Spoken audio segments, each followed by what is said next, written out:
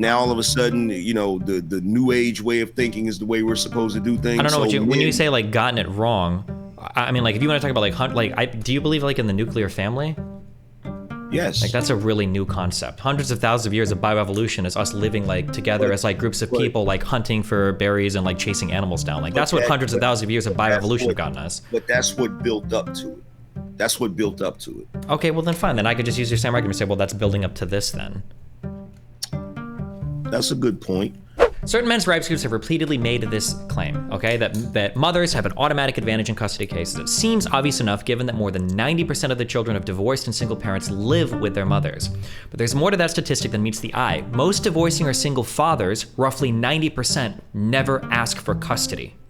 In contested divorce and parentage custody cases, however, the father wins 60% of the time. So if that's true, that completely blows up your entire narrative. Can you hear me? Yeah, hey, what's up, buddy? What's going on? Nothing much, just chilling. So, what was I crying about yesterday? I don't even remember, to be honest. You came in screaming over something.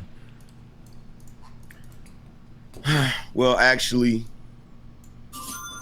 first there's like, what was your position yesterday? You obviously came through the Bernard Riley show and had issue, I guess, with something he said, or you had debated Myron or something, and your position was that women have evolved and men are stuck in the past. That was your position?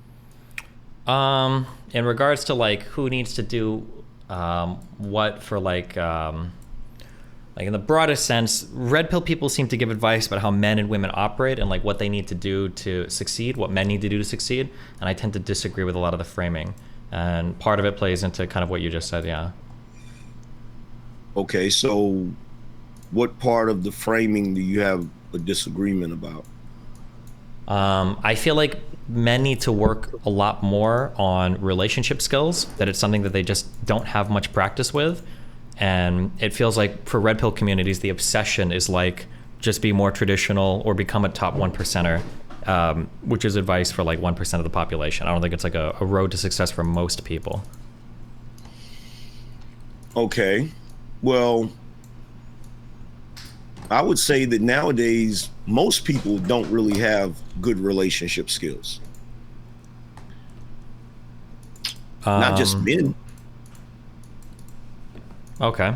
I think I mean, I would disagree. Do you want to talk about that or? Well, no, I really wanted to debate you about what we were talking about yesterday, as far as this whole concept, because correct me if I'm wrong, you have this concept that women have evolved and improved and made these changes and these leaps and bounds, and they kind of have just left men in the dust, right? A little bit, yeah. So how I'm trying to understand. So I think that for a long time, the world was kind of like built by and built for men's existence. And over the past, I don't know what, 30, 40, 50 years, especially over the past like 20 years, women have been getting a lot of help or pushing in different ways in society to achieve and succeed and do better. And it was previously thought that like, well, women can't attain educational levels similarly to men. There are a lot of things that men can do that women can't do. And we're starting to see that given a push, women are able to do a lot of these things. So we're seeing women right now, they're destroying men in school. And what we might be learning is it might be that women's brains, they're actually just better learners than men. That men might be like more physically oriented. We want to go outside, we want to do things or build things and stuff like that. Whereas women are more calm, chill. They can sit in a classroom, take notes and do class all day, right? If that's the case, then we're kind of like setting women up for success better than we are even setting men up for success. And it's hard to have a conversation about what to do to like make men successful. So as women have kind of like improved their lot and standing in society through things like school, reproductive control, better career opportunities, men are kind of like sitting here like, well, what am I supposed to do? People have cried about toxic masculinity for 2 decades. A job is not enough to secure a wife anymore. I have no idea what to do or where to go to in society. That seems to be like where guys are stuck at right now. And when I look at the red pill communities, it's just like a bunch of like what feels like women hating rhetoric, and then like appeals to tradition or appeals to try to become the top 1%. Like that's my issue. Like that's not good advice for anybody. Yeah. Okay, well, there's a couple of things wrong with what you said. Number one, women are not blowing men out of the water when it comes to education. We've actually been lowering the standards for them to actually be able to achieve certain things. They've actually lowered the standards when it comes to a lot of the different studies. They've lowered the standards when it comes to the barrier to entry, when it comes to the military, numerous things. So it's not that women are blowing men out of the water, it's that we're catering to them, which we have always done. The men haven't really built the world for themselves. The majority of the inventions and the things that we've come up with, we've came up with in order to make life more comfortable for women. So it's not that they're blowing us out of the water, and it's not that the men actually have are stuck in a position. What men have found is they live in a world now where the focus has been on women and catering to women, while simultaneously ostracizing men and making them feel like they're not worth anything or they don't have any value, when men, by and large, still do many of the jobs that maintain the infrastructure of our society.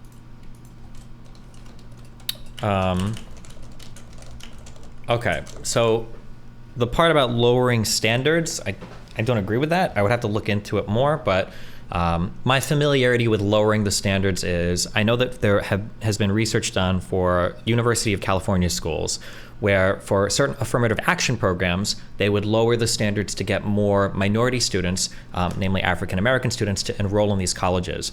But when they lowered the standards there, what would happen is more of those students would apply and get accepted to the colleges, but the graduation rates and absolute numbers stayed the same. So they were getting into school, but then they were flunking out because the standards were lowered and they weren't able to attain the degree. So if they were lowering the standards and more women were getting accepted, but they weren't graduating, then I might agree with you, but that's not the case. We're talking about graduation rates right now. If the standards were lowered, and that's what was allowing women to graduate more, then we would see men graduating at the same rates as they were before, but they aren't, right? Especially over the coronavirus period, a lot of men were expected to stay home and work, whereas women didn't have those same burdens placed on them. And also, women have a bit more available to them in the world of like affirmative action and kind of like assistance for women to go to school. You are seeing women, not just because the standards are lowered, but because society's pushing them in a direction, they are doing better in school, like full stop. Well, here's the reality about that. Mm-hmm. You know, it's not that difficult to do better in school when you're taking gender studies or getting a degree in basket weaving. Or is that across the board in STEM, or is that across the board in gender studies and other things like that, arbitrary stuff that really doesn't amount to anything? First of all, you have to realize that when it comes to education, the enrollment of men is down across the board anyway. Because like I said before, we live in a society now that is very hostile towards men. So there are a lot of different things that men don't want to be a part of anymore. They don't want to be a part of college, the college experience anymore, simply for the fact that it's a hostile environment for them. Everything is about toxic masculinity and all of this crap. And let's be honest, the colleges are no longer institutions of higher learning. They've now become institutions of indoctrination, with gender studies and all of this other crap that most men can't really identify with, especially if they're red-blooded American males. They find this whole thing that's going on right now extremely hostile. And when you talk about women graduating, right? I don't know, I can't speak to the whole spectrum of women, but I do know when it comes to the Black community, yes, Black women are the most enrolled. And yes, they do graduate, but they usually graduate with some ridiculous degree that they don't even use. Not to mention the fact that women that actually do become entrepreneurs, 96% of their freaking businesses fail. So no, they're not outpacing men. They just live in a society that has stacked the deck against men and catered to them. Every single program that comes out now is for women. Okay, so I hear this argument is brought up a lot that women just get degrees in like basket weaving and gender studies. Do you sincerely believe that that's the majority types of degrees that women are getting, or I'm just trying to figure out before I go down that road? You believe most women when they enroll in college, they go into STEM? I didn't say STEM, but you know that there's more than just STEM and basket weaving, right? Okay, well, my thing is, and I've stated this numerous times on my show, I think if you're not going into the STEM field, college is a waste of time and waste of money. Okay, that's fine if that's your opinion, but one, that's not true, and two, there are other purposes to college, right? You can make money outside of STEM. We can say that it's not. First of all, if you look at the way college is set up now, and you look at the amount of student loan debt that you're going to get into after 4 years at a university, going for anything other than STEM absolutely is a waste of time. Okay, one, you're assuming that there's so many bad assumptions here. I'm sorry. One, when you say waste of time, what you really mean is that the only thing you should be looking for, the only thing college should do is prepare you for a job. That's the only purpose of college. Yes. Okay, that's not true, right? There are important fields of education that we would want people to do more research in. It's important to have people such as I don't know, having historians, having writers. A lot of women get jobs in education. Teachers are arguably some of the most important people in society. Historians, the vast majority of the history that they teach every single decade, we find out it's a lot of the shit is freaking lies. Are you serious right now? What do you mean? Historians? What do you mean by find out their lies? From other YouTubers, or what do you mean? No, by other people who go and do the research. It's historians, right? We find out this not formally trained historians. Not formally trained. Can you give me, okay, I never do this in debates, and if you don't have the ability to do this, you don't have one off the top of your head, that's totally fine. I'm not trying to push you on gotchas for anything. But can you give me an example of this is something that historians thought was one way, and then an amateur investigator completely overruled and figured out that all the historians were wrong? Okay, well, let's start with say ancient Egypt. There were a bunch of historians that made a bunch of claims about the Egyptians, and a gentleman by the name of Dr. Ben Yakinen actually went to Egypt and actually found out that a lot of the things they were saying were not true. That's one example. What is this in relation? What was a claim that wasn't true? Wait, hold on. Is this this isn't the Yakubian shit, is it? Is this something different, or we're gonna start? Let's not go off into that. The main point that I'm trying to make is that yes, okay, you have people who go to college, they want to become artists. I went to school for art, right? You have people that go to college become artists. You have people that go to college become historians, and all of that's cool. But the point that I'm trying to make is when we're talking about the importance of our society and the structure, I'm talking about the bare bone structure of it functioning. We need engineers, we need scientists, we need people in the STEM field. So if we're talking about the importance of women, if we're talking from your perspective that women are outpacing men, I'm going to be looking at that field. I'm not going to be looking at art and history and stuff like that. I don't want a society that just has the bare bones. It sounds miserable. We need things like art. This is where we spend 95% of our time. And I totally agree with that. I'm an artist. I totally agree with that. But the problem is your premise is that women are outpacing men. In order for women to outpace men, they would have to be outperforming them in the bare bones of our society, the things that make the structure run. That's the point that I was making yesterday. Okay, I don't even know if we disagree. This might just be a semantics thing. Earlier, it sounded like you agreed with me that society has structured itself around accelerating women, and it seems to be doing a good job at that, and a lot of men are being left behind. Do you agree with that, or do you disagree with that? It is accelerating women, but in a very in a disproportionate way, and in a very sneaky, underhanded way. It's not like, okay, let's try this, right? Let's try this, because I think your perception of Redpill or the manosphere is that just everybody over here just hates women, blah, blah, blah, blah. I don't have an issue with women competing if they're actually competing. In other words, if the playing field is level. But what we have going on today is not a level playing field. We have a rigged game. on the one hand, we have people saying, okay, well, women are equal to men. Women are fully capable of doing what men do. You've even said a second ago that women, you kind of implied that women were smarter than men. I did. So hold on, let me be real clear. What I said was their biology might be better suited to classrooms than men. It's better suited to following. That's I don't know if following is that's a stupid loaded term. Let's hold on, wait.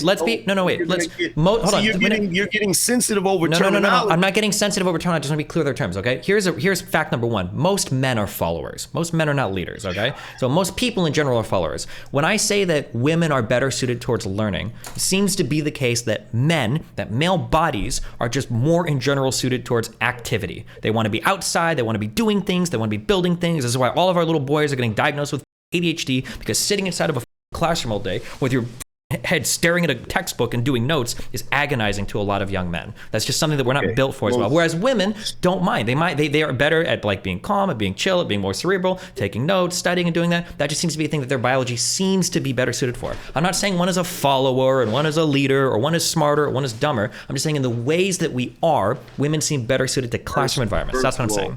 First of all, we can't look. I'm not a leftist, so I'm not ultra sensitive when it comes to terminology. Okay, there are structures in our society that are very important that have leaders and have followers. Okay, now I will agree that the boys do not like sitting in a classroom all day. It's frustrating to them, but men are naturally more rebellious than women are, and the reason why is because men are not natural followers. Even if you have structures where men are following, why do you think in the military they have to have a boot camp? Because those men have to be basically conditioned to follow properly because they are naturally rebellious. There's a reason why when girls are in school, they do better in school, because the way that structure is, they're given instructions and we understand what the school system is. The school system was designed around the Prussian school system, which basically was created for the purpose of creating factory workers, created for the purpose of creating better soldiers, okay? People that are going to follow suit. That's exactly what the educational system is here in America, all right? So it's not an insult to say that women are followers. That's not an insult. It's just a reality. Men are not as prone to follow as women are. I'm just saying that most people are followers. We have to agree on that. Work only works if you have one manager and many employees. The army only works if you've got one general and many soldiers. A country only works if you've got one president and many constituents. Most people are followers. Society only works. That's why there's the whole phrase, too many chiefs and not enough Indians. You have to have followers in society, right? So, that's true. And then even when we look at classrooms where we're saying like, oh, like women are better to following, and that's why they do better in classrooms. Who's teaching? Who's leading the classrooms? It's women. Isn't it like 95% of teachers are women? But here's the thing. You just said something that gave validity to my point. Where do you think the term "there's too many chiefs and not enough Indians" comes from? The reason you have that term is because every time you have a group of men following another man, there's always a subset of men that's trying to overthrow that man. So no, they're not naturally followers. Men will follow until they're in a position to take over. The reason why most men follow is not because they're just like, well, I'm gonna, go with the flow. They follow because they don't have the power to take over who's ever in the position above them. That's the reason why men do that. I don't know where to move from here. I've had a lot of experience managing a lot of people across a diverse amount of, whether it's video games, whether it's business, whether it's organizing podcasts, whether it's just watching people in society. Like, most people gravitate towards following. Most men don't want the responsibility of being in charge of other people. Most men don't want the responsibility of taking on the negatives of an outcome of a decision that involves other people. That's just, being in a leadership role is really difficult. No, but they want the glory. Yeah, but that's not being a leader. That doesn't count. Everybody wants to. That doesn't count. But no, that's where that comes from. In order for you to get the accolades, the glory, to get the ego boost, every dude, even if they admit it or not, has had a desire to be that guy, to be the head guy. Sure, that's okay. Everybody can have a desire. That's fine. If you want to say something like men have a desire to be leaders, that's fine. I would agree with you there. But men are not naturally leaders.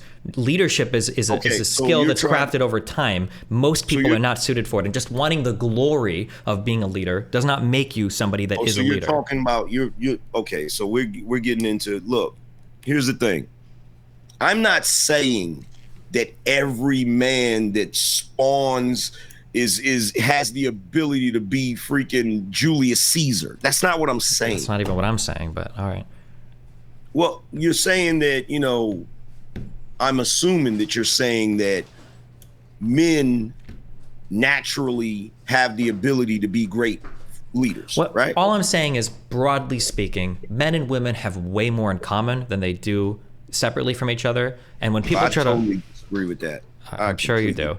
When people try to draw these hardcore separations out of, like, men are leaders, women are followers, like these broad generalizations, they end up missing like most of the story, and they send people down really mind-fucked paths that don't accurately describe the world, and then it leaves them ill-suited to succeed in the world. That's my problem. Well, I mean, look, in a perfect world, that might actually be a reality. But we don't live in a perfect world. And I refuse to believe that we can circumvent hundreds of thousands of years of bioevolution with what, less than 100 years of a certain ideology? Like, really? So the entire civilization has gotten it wrong up until 50 years ago. Now all of a sudden, the new age way of thinking is the way we're supposed to do things. I don't know when you say like gotten it wrong. I mean, like, if you want to talk about do you believe like in the nuclear family? Yes. Like, that's a really new concept. Hundreds of thousands of years of bioevolution is us living like together as like groups of people, like hunting for berries and like chasing animals down. Like, that's what hundreds of thousands of years of bioevolution have gotten us. But that's what built up to it. That's what built up to it. Okay, well then fine. Then I could just use your same argument and say, well, that's building up to this then. That's a good point. But the problem with that is you can't really come from that position, because the way we are starting to do things now is totally the freaking opposite. And are we getting the results that we got with the previous things? Well, are we getting good results now? With respect to what? As far as the interaction between men and women, the way I see it, when I look around at the interaction between men and women, there's something terribly wrong going on right now.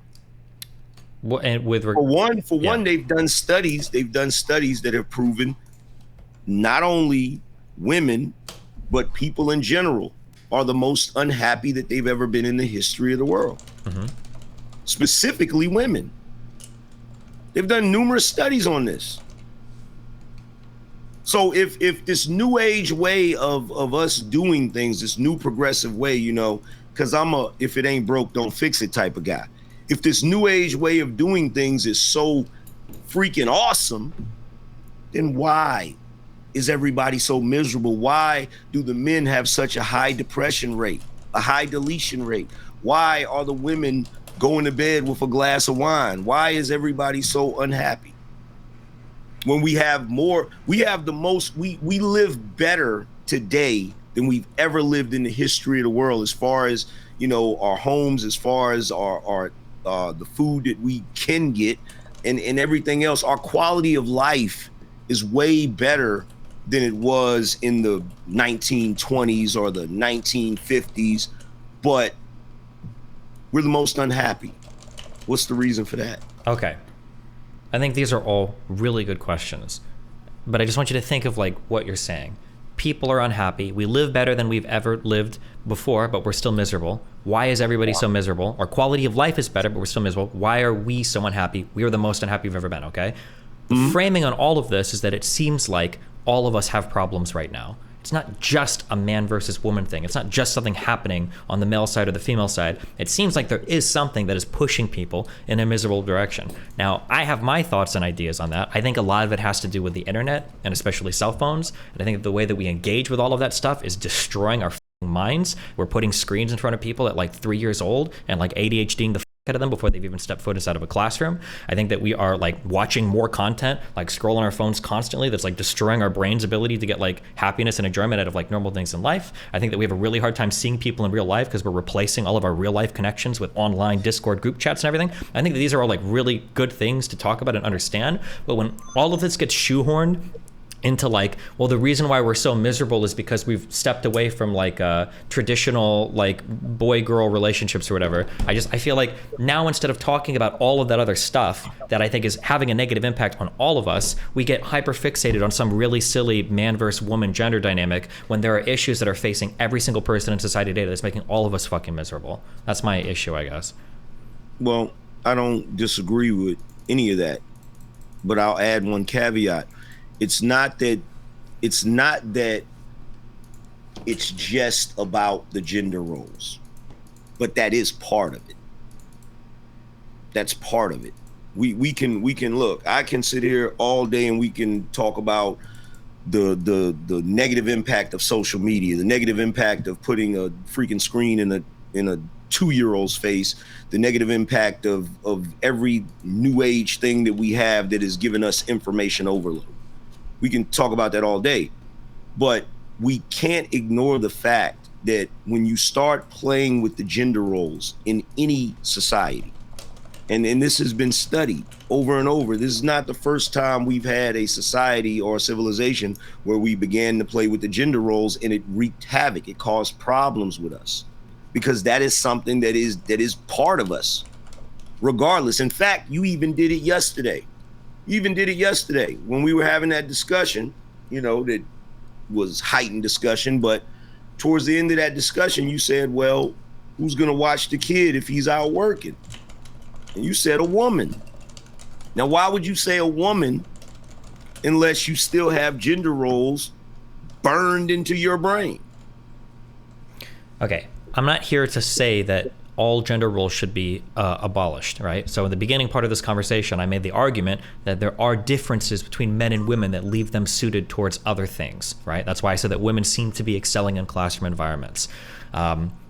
I think yesterday you asked me the question: if every man were to disappear from the planet, things would fall apart. If every woman were to disappear from the planet, things would carry on as normal, which isn't true. But like, well, no, I didn't.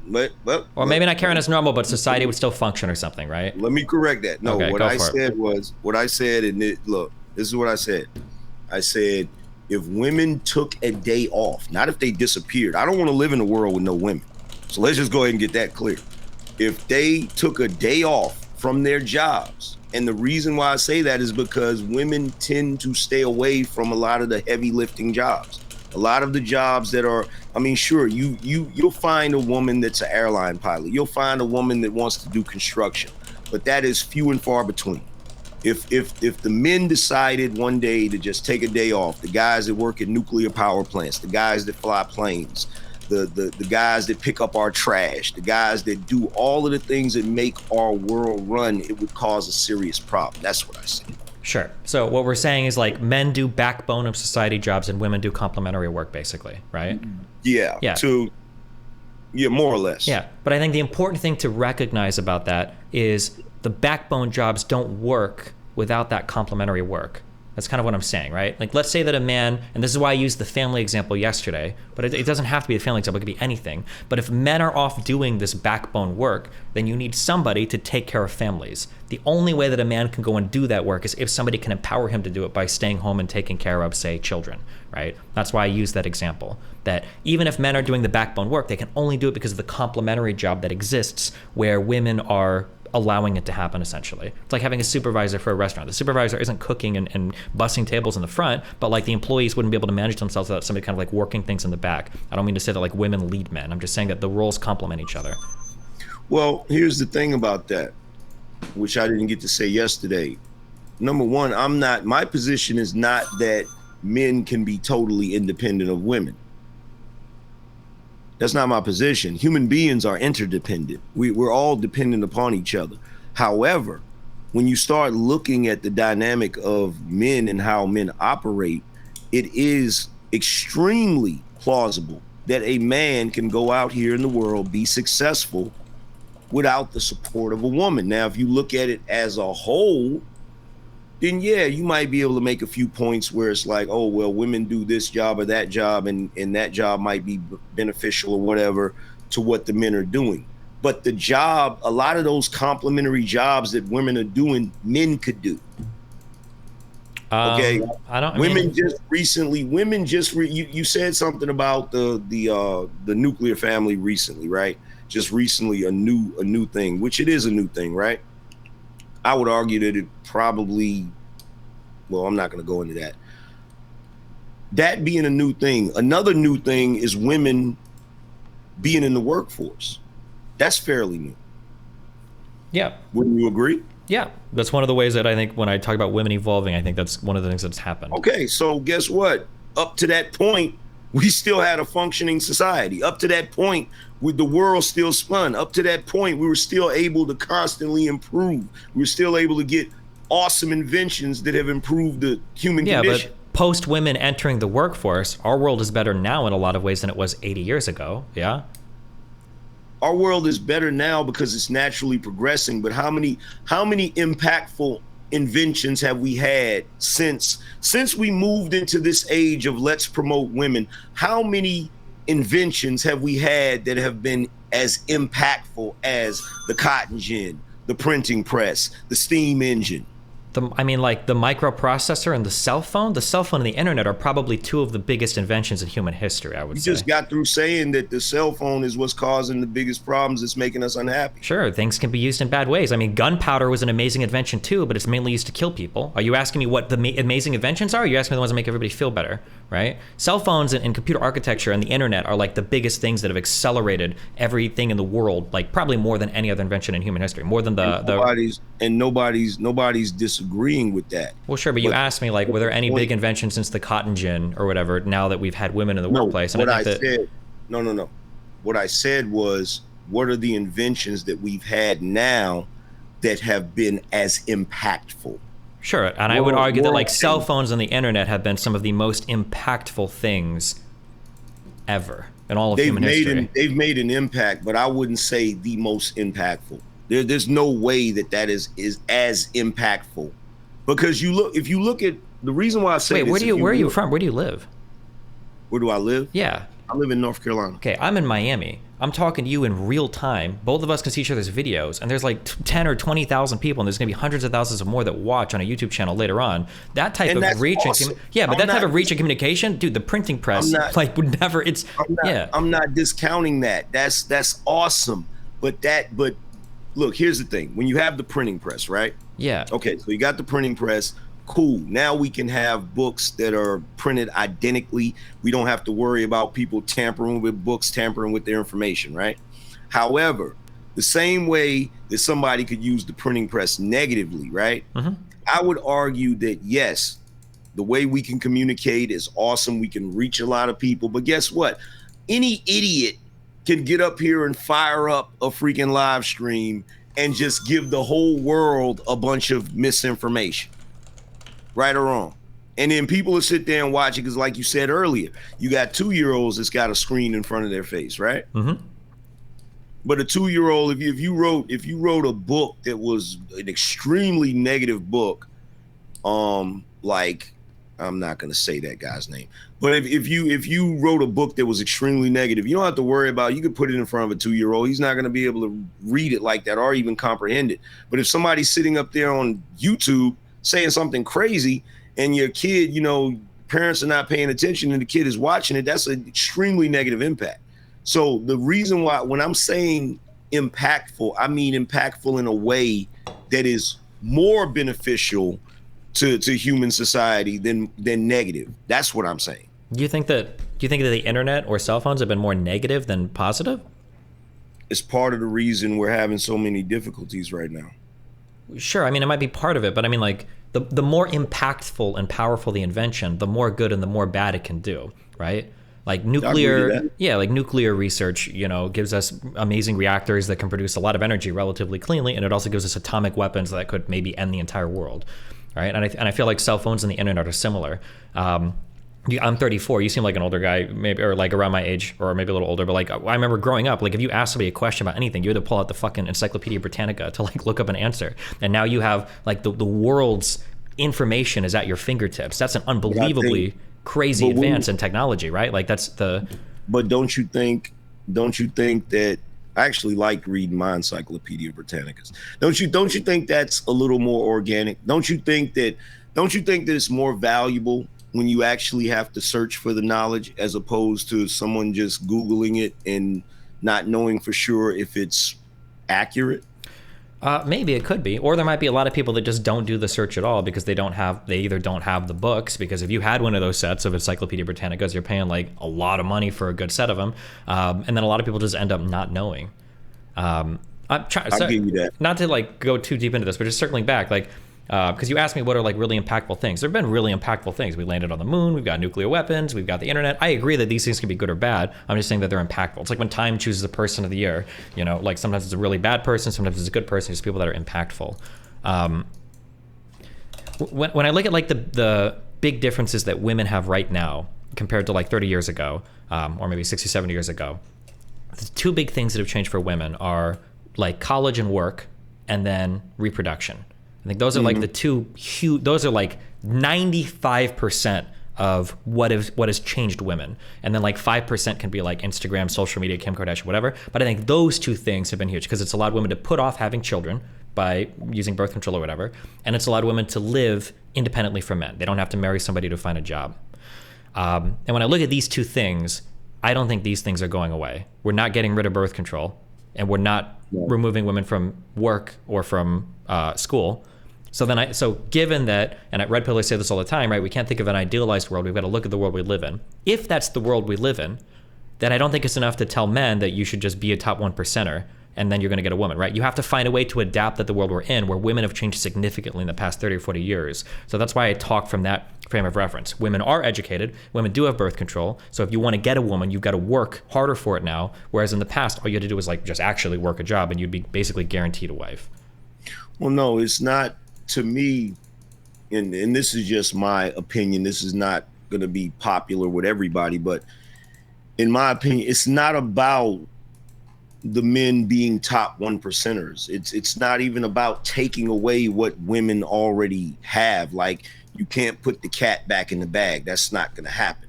My thing is, it's about carrying on a tradition of what you know works.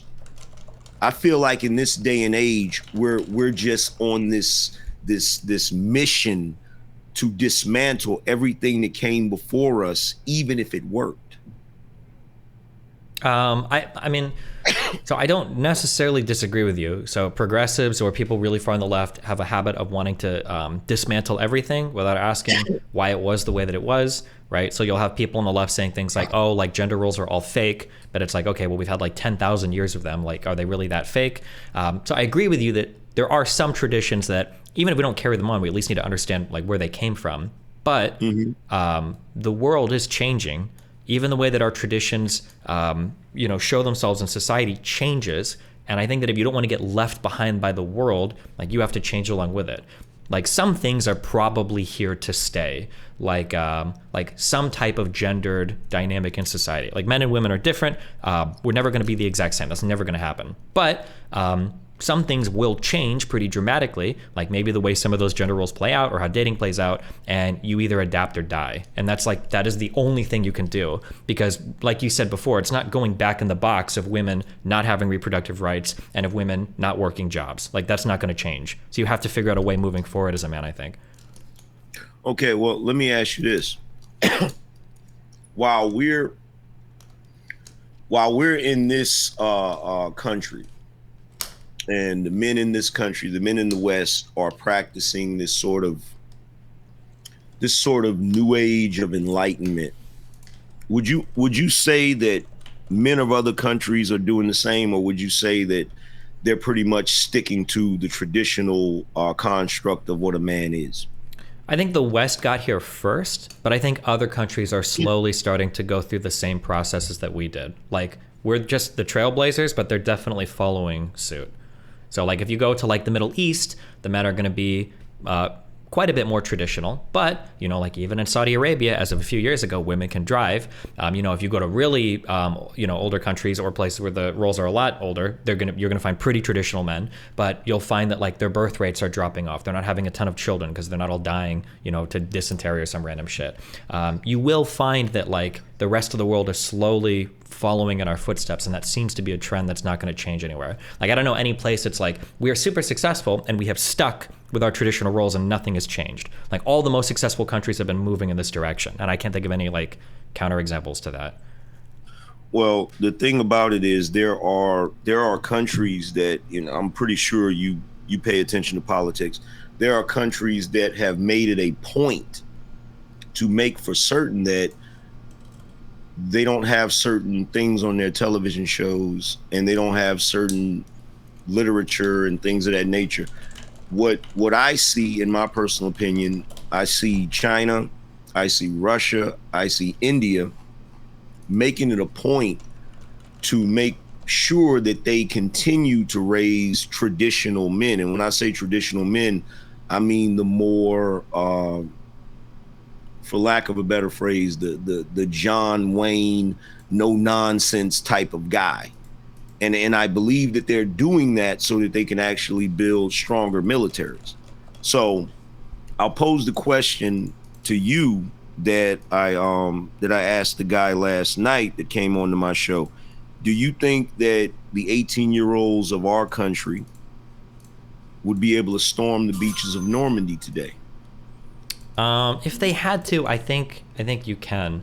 I feel like the circumstances create the people to some extent. I think that when you think of like an average 18-year-old today, you think of a guy with blue hair that's like crying on a college campus because he got triggered by something or some shit, right? Yeah, I mean, I'm sure like a lot of people think that, but I think that like if our country were under legitimate threat, or if we had to go and like fight somewhere, like we could do it. Right? I mean, like, compare, for instance, like Russia's invasion into Ukraine, which has been a disaster for Russia. Compare that to our invasion into Iraq. Now, whether you agreed or disagreed with that invasion, okay, I'm pretty sure Saddam was gone in like 2 weeks. So, like, we can say, like, yeah, like, okay, well, no comment. Okay, sure. But we can say that, like, okay, well, our people are weak. But, like, when our military has to do shit, like, shit gets done, like, very quickly. And a lot of that is on the backs of like technological improvement and the sophistication of our military today. Like, we don't need, I mean, like in a way, that's a good example you bring up, because like we don't need people to storm a beach and run in and just get mowed down by machine guns anymore. Like, the world has evolved. I don't know if you watch like that combat footage subreddit, but Jesus Christ, people are flying around drones today, just like dropping grenades onto people and killing them. Like, it's insane how much the technology has changed for all of that. I think that when you look at places like China and India, I had a guy talk to me about this recently because he got really mad because somebody brought up a similar point that like, oh no, China is very traditional.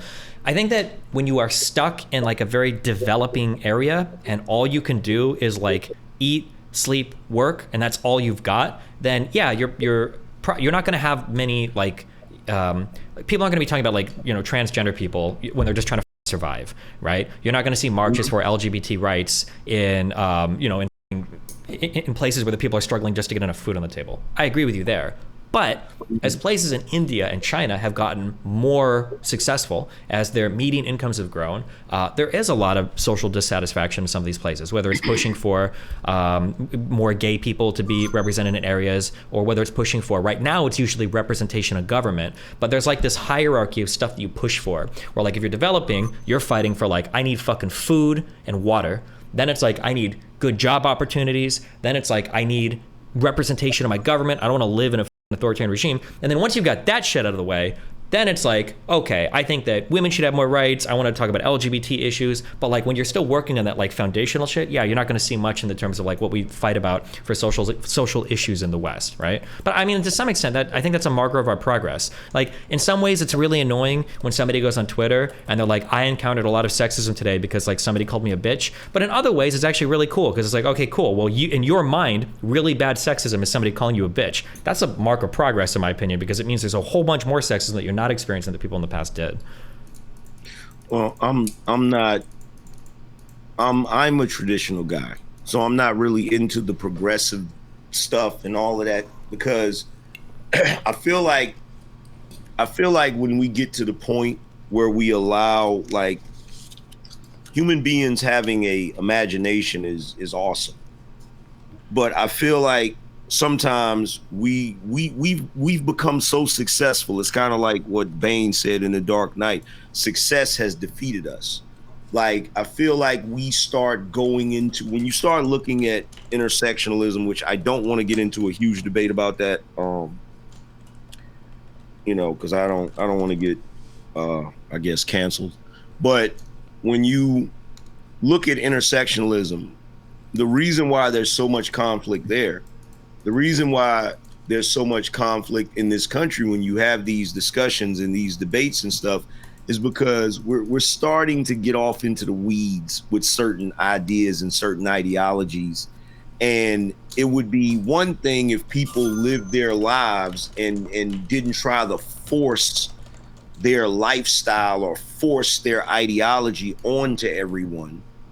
But that's exactly what we live in nowadays. In fact, we live in a society now where if you're a traditional person, if you believe in certain things, like, let's say for argument's sake that you're a religious person, let's say that you're a Christian, let's say that you believe in the nuclear family, let's say that you believe in just being a regular guy with a regular wife and children, you're under attack today by all of the people that are like, oh, you're old fashioned and that's not progressive. And we have to be understanding of this group and that group.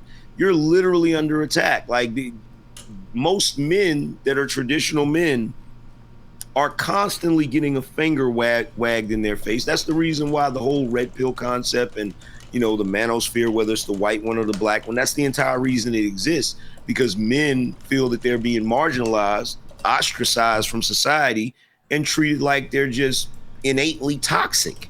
And that's wrong. So again, there are a lot of things that you're agreeing with, or that you're saying that I agree with.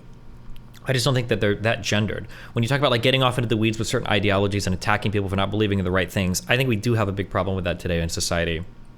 I think a lot of it comes from the left kind of having their thumbs on a lot of the levers of cultural power. But I just don't think it's like a gendered thing. That's like a political, ideologically driven thing.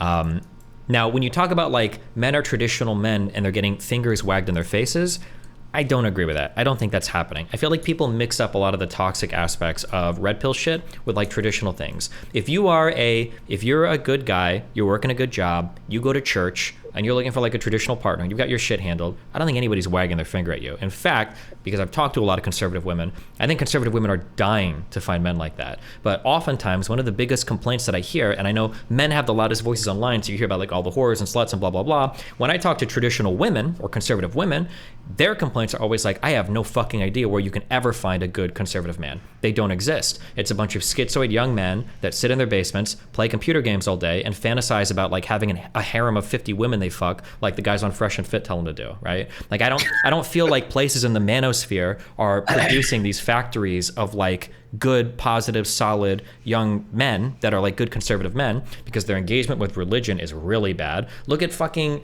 I don't want to go down that whole Andrew Tate route if you don't want to, but, like, Andrew Tate coming out as Islamic after fucking running a casino and a cam business is, like, the two biggest, most haram things you can do in Islam, right? Or, like, a lot of these guys saying we need to embrace more, like, Christian values while telling you to have one-ended open relationships where you're fucking younger and younger women every year. Like, I don't think that these are the centers of society that are going to be creating the, like, the traditional conservative man of tomorrow. It's just like the new marketing ploy that's being sold, and then all these guys that are falling into this shit, I call it OnlyFans for men, because it's just like it's rotting and destroying their minds, thinking that, or leading them into thinking they're going to be something that they're never going to be, and it's not preparing them for the future in a way that I think a conservative person would be. Well, I can't really speak for the whole space, but I do know that the vast majority of the guys that watch my show on a regular basis are those traditional type guys. Now, granted, a lot of them are already married, a lot of them are already in relationships, but what they find is here's the issue that they find. Let me break it down for you. What's happening is when they go out into the world and attempt to live a traditional life, they're constantly being told, these guys are constantly, meeting barriers trying to live a traditional life. Now, when they go out here, I don't know where these conservative, traditional women that you're talking about are. I don't know where they congregate, but these are the complaints that guys give to me, that they have so much difficulty finding these type of women, especially in Black culture. In Black culture, we have an issue where there's this culture of promiscuity. There's this culture of the slut walk and all of those different type of things, where every single woman they encounter is part of the sexual revolution. So they're gonna be a little more free sexually, and that's a nice way of putting it.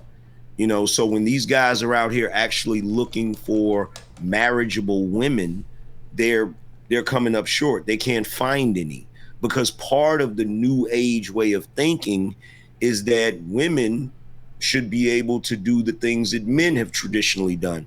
And the sad part is, whenever you hear that, it's always women taking the most negative things of men and then touting that as empowerment. This is what the guys are encountering on a regular basis, where the women, they want to do the same things. They want to have the same equality as men, which is fine, but they don't want the same accountability, the same responsibility. It doesn't make any sense. I mean, if you're willing to be in the right, have you heard of this? I know you've heard the saying. Have you heard of the saying, dress for the job that you want? Yeah. Yeah. The idea is like, you should carry yourself through life like you're where you want to be, because that's how you're going to find that place, essentially, right? I'll hear people say this, like, I don't know where to find conservative women. And then you like ask them, well, where are you looking? And they're like, well, I've tried Tinder, I've gone on Bumble, I've gone on Hinge. And it's like, okay, do you go to a church? Like, do you have a community of like conservative friends? Have you been involved in any political or community organizing? Because like, especially in the Black community, right? Like, women are like the backbones of all of these things. And if you're looking for conservative people and you're in those areas, you'll find them there. But I feel like people aren't setting themselves up in a conservative lifestyle. Like, if you tell me you're looking for a conservative woman and you're not part of your local church, like, Jesus, that's like the number one place to start, right? Because these are off of churches are where all of your community building activities are going to stem from. Every church has a bulletin board where people are doing things. A lot of churches are involved in like community outreach. You can volunteer. You meet a ton of people this way. But people aren't willing to go out and look for it. Yeah, but I feel like in terms of that type of advice, I never hear red pillars talking about that. It's always like the sexual marketplace and high value men are these things you have to do to exploit the dynamics of the evolutionary psychology of women so that you can fuck as many women as possible, and that's why you're gonna be 1%. And like, that's the message I hear over and over and over and over and over again. Rather than like, look up your local archdiocese, start going to your church every Sunday, and when church ends, everybody's chatting with each other, because that's what they do. Sometimes the priest or whatever will come out and talk to people, and you just like talk to people and you meet friends that way. Like, that's how you organically grow out a group of friends. But I don't hear that advice ever in the manosphere. I never hear that. I hate the reason why you never hear that in the manosphere is because the biggest hoes usually go to church. They're usually the most promiscuous. They're usually the most trifling. Like, guys wish it was that easy. They could just go to church and find a good wholesome girl at church. They can't. That's usually where the worst ones are at. On average, do you think the women in church are going to be more promiscuous, or like women that are like at a bar or a club? Bro, they do the same thing. So every woman everywhere, there are no more conservative women. They're twerking. They're twerking in church. When you look at the Black community, the vast majority of the men don't even go to church anymore. They've checked out, and the reason why they checked out is because of the ridiculousness that's going on in the church. You got the Baptist preacher actually having sex with women in the congregation. You've got women actually twerking in church. You've got the single mothers sitting on the front pew of the church. Like, the church, especially in the Black community, I can't speak for the white community, but in the Black community, the church is lost, bro. It's done. Where are all of these single moms coming from? Where are they coming from? Yeah. Well, if the church is fucked because it's all like single moms and people like It seems like it takes two to tango, right? Like it can't just be all on black women, Well, right? actually, no, it does. Actually, no, it doesn't take two to tango. And the reason why is because what's going on in the black community is you have a large group of women that are actually having sex with multiple men, having children with multiple men. You actually have twice as many women in the black community have children as the men. Twice as many. Yeah, but why is that? There are some cities where there's like 3 black women for every 1 man that's not in jail, right? Like, I mean, like, depending on the city that you live in, the availability for some of these black women to even find a guy, the competition is fierce. There's a number of factors. The competition is very fierce, and there's a number of reasons for that. Number one, we have a small percentage of the population. Black women, last time I checked, outnumbered the men by about 3 or 4 million, something crazy like that. Part of the reason is because of Planned Parenthood.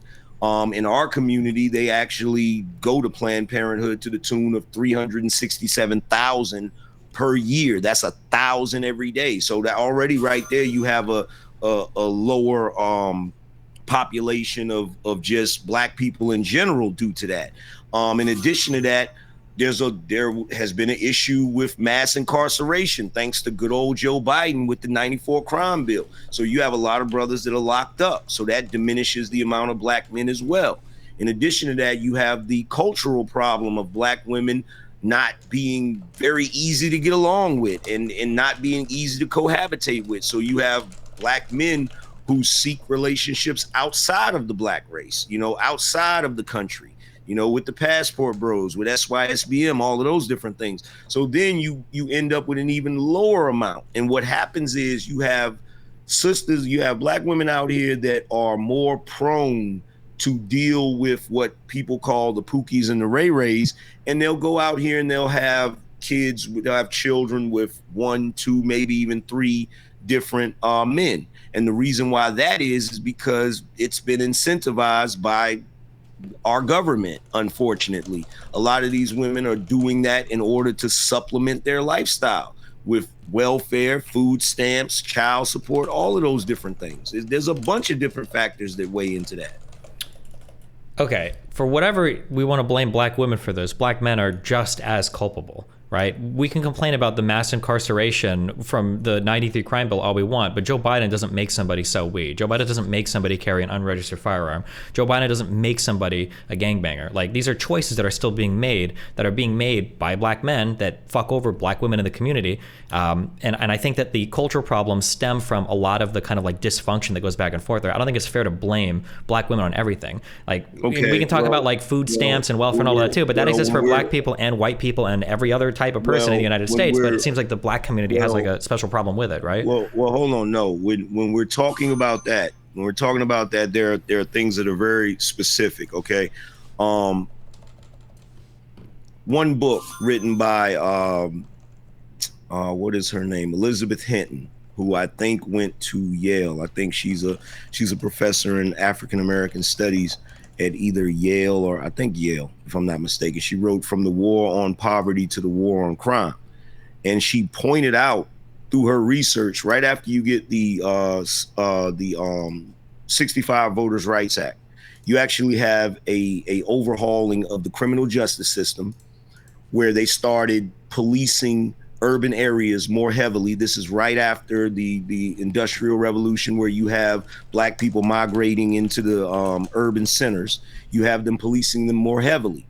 Okay, you actually have what is the equivalent of today billions of dollars funneled into that criminal program. I forgot the name of it, but the purpose was to create probation officers, all of these different things to create a revolving door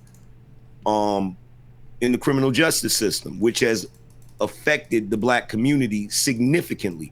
So yeah, it's wrong for any black man to go out here and commit crimes and do things that he doesn't have any business.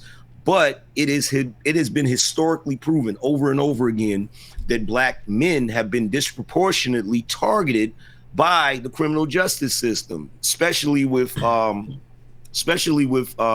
particular crimes.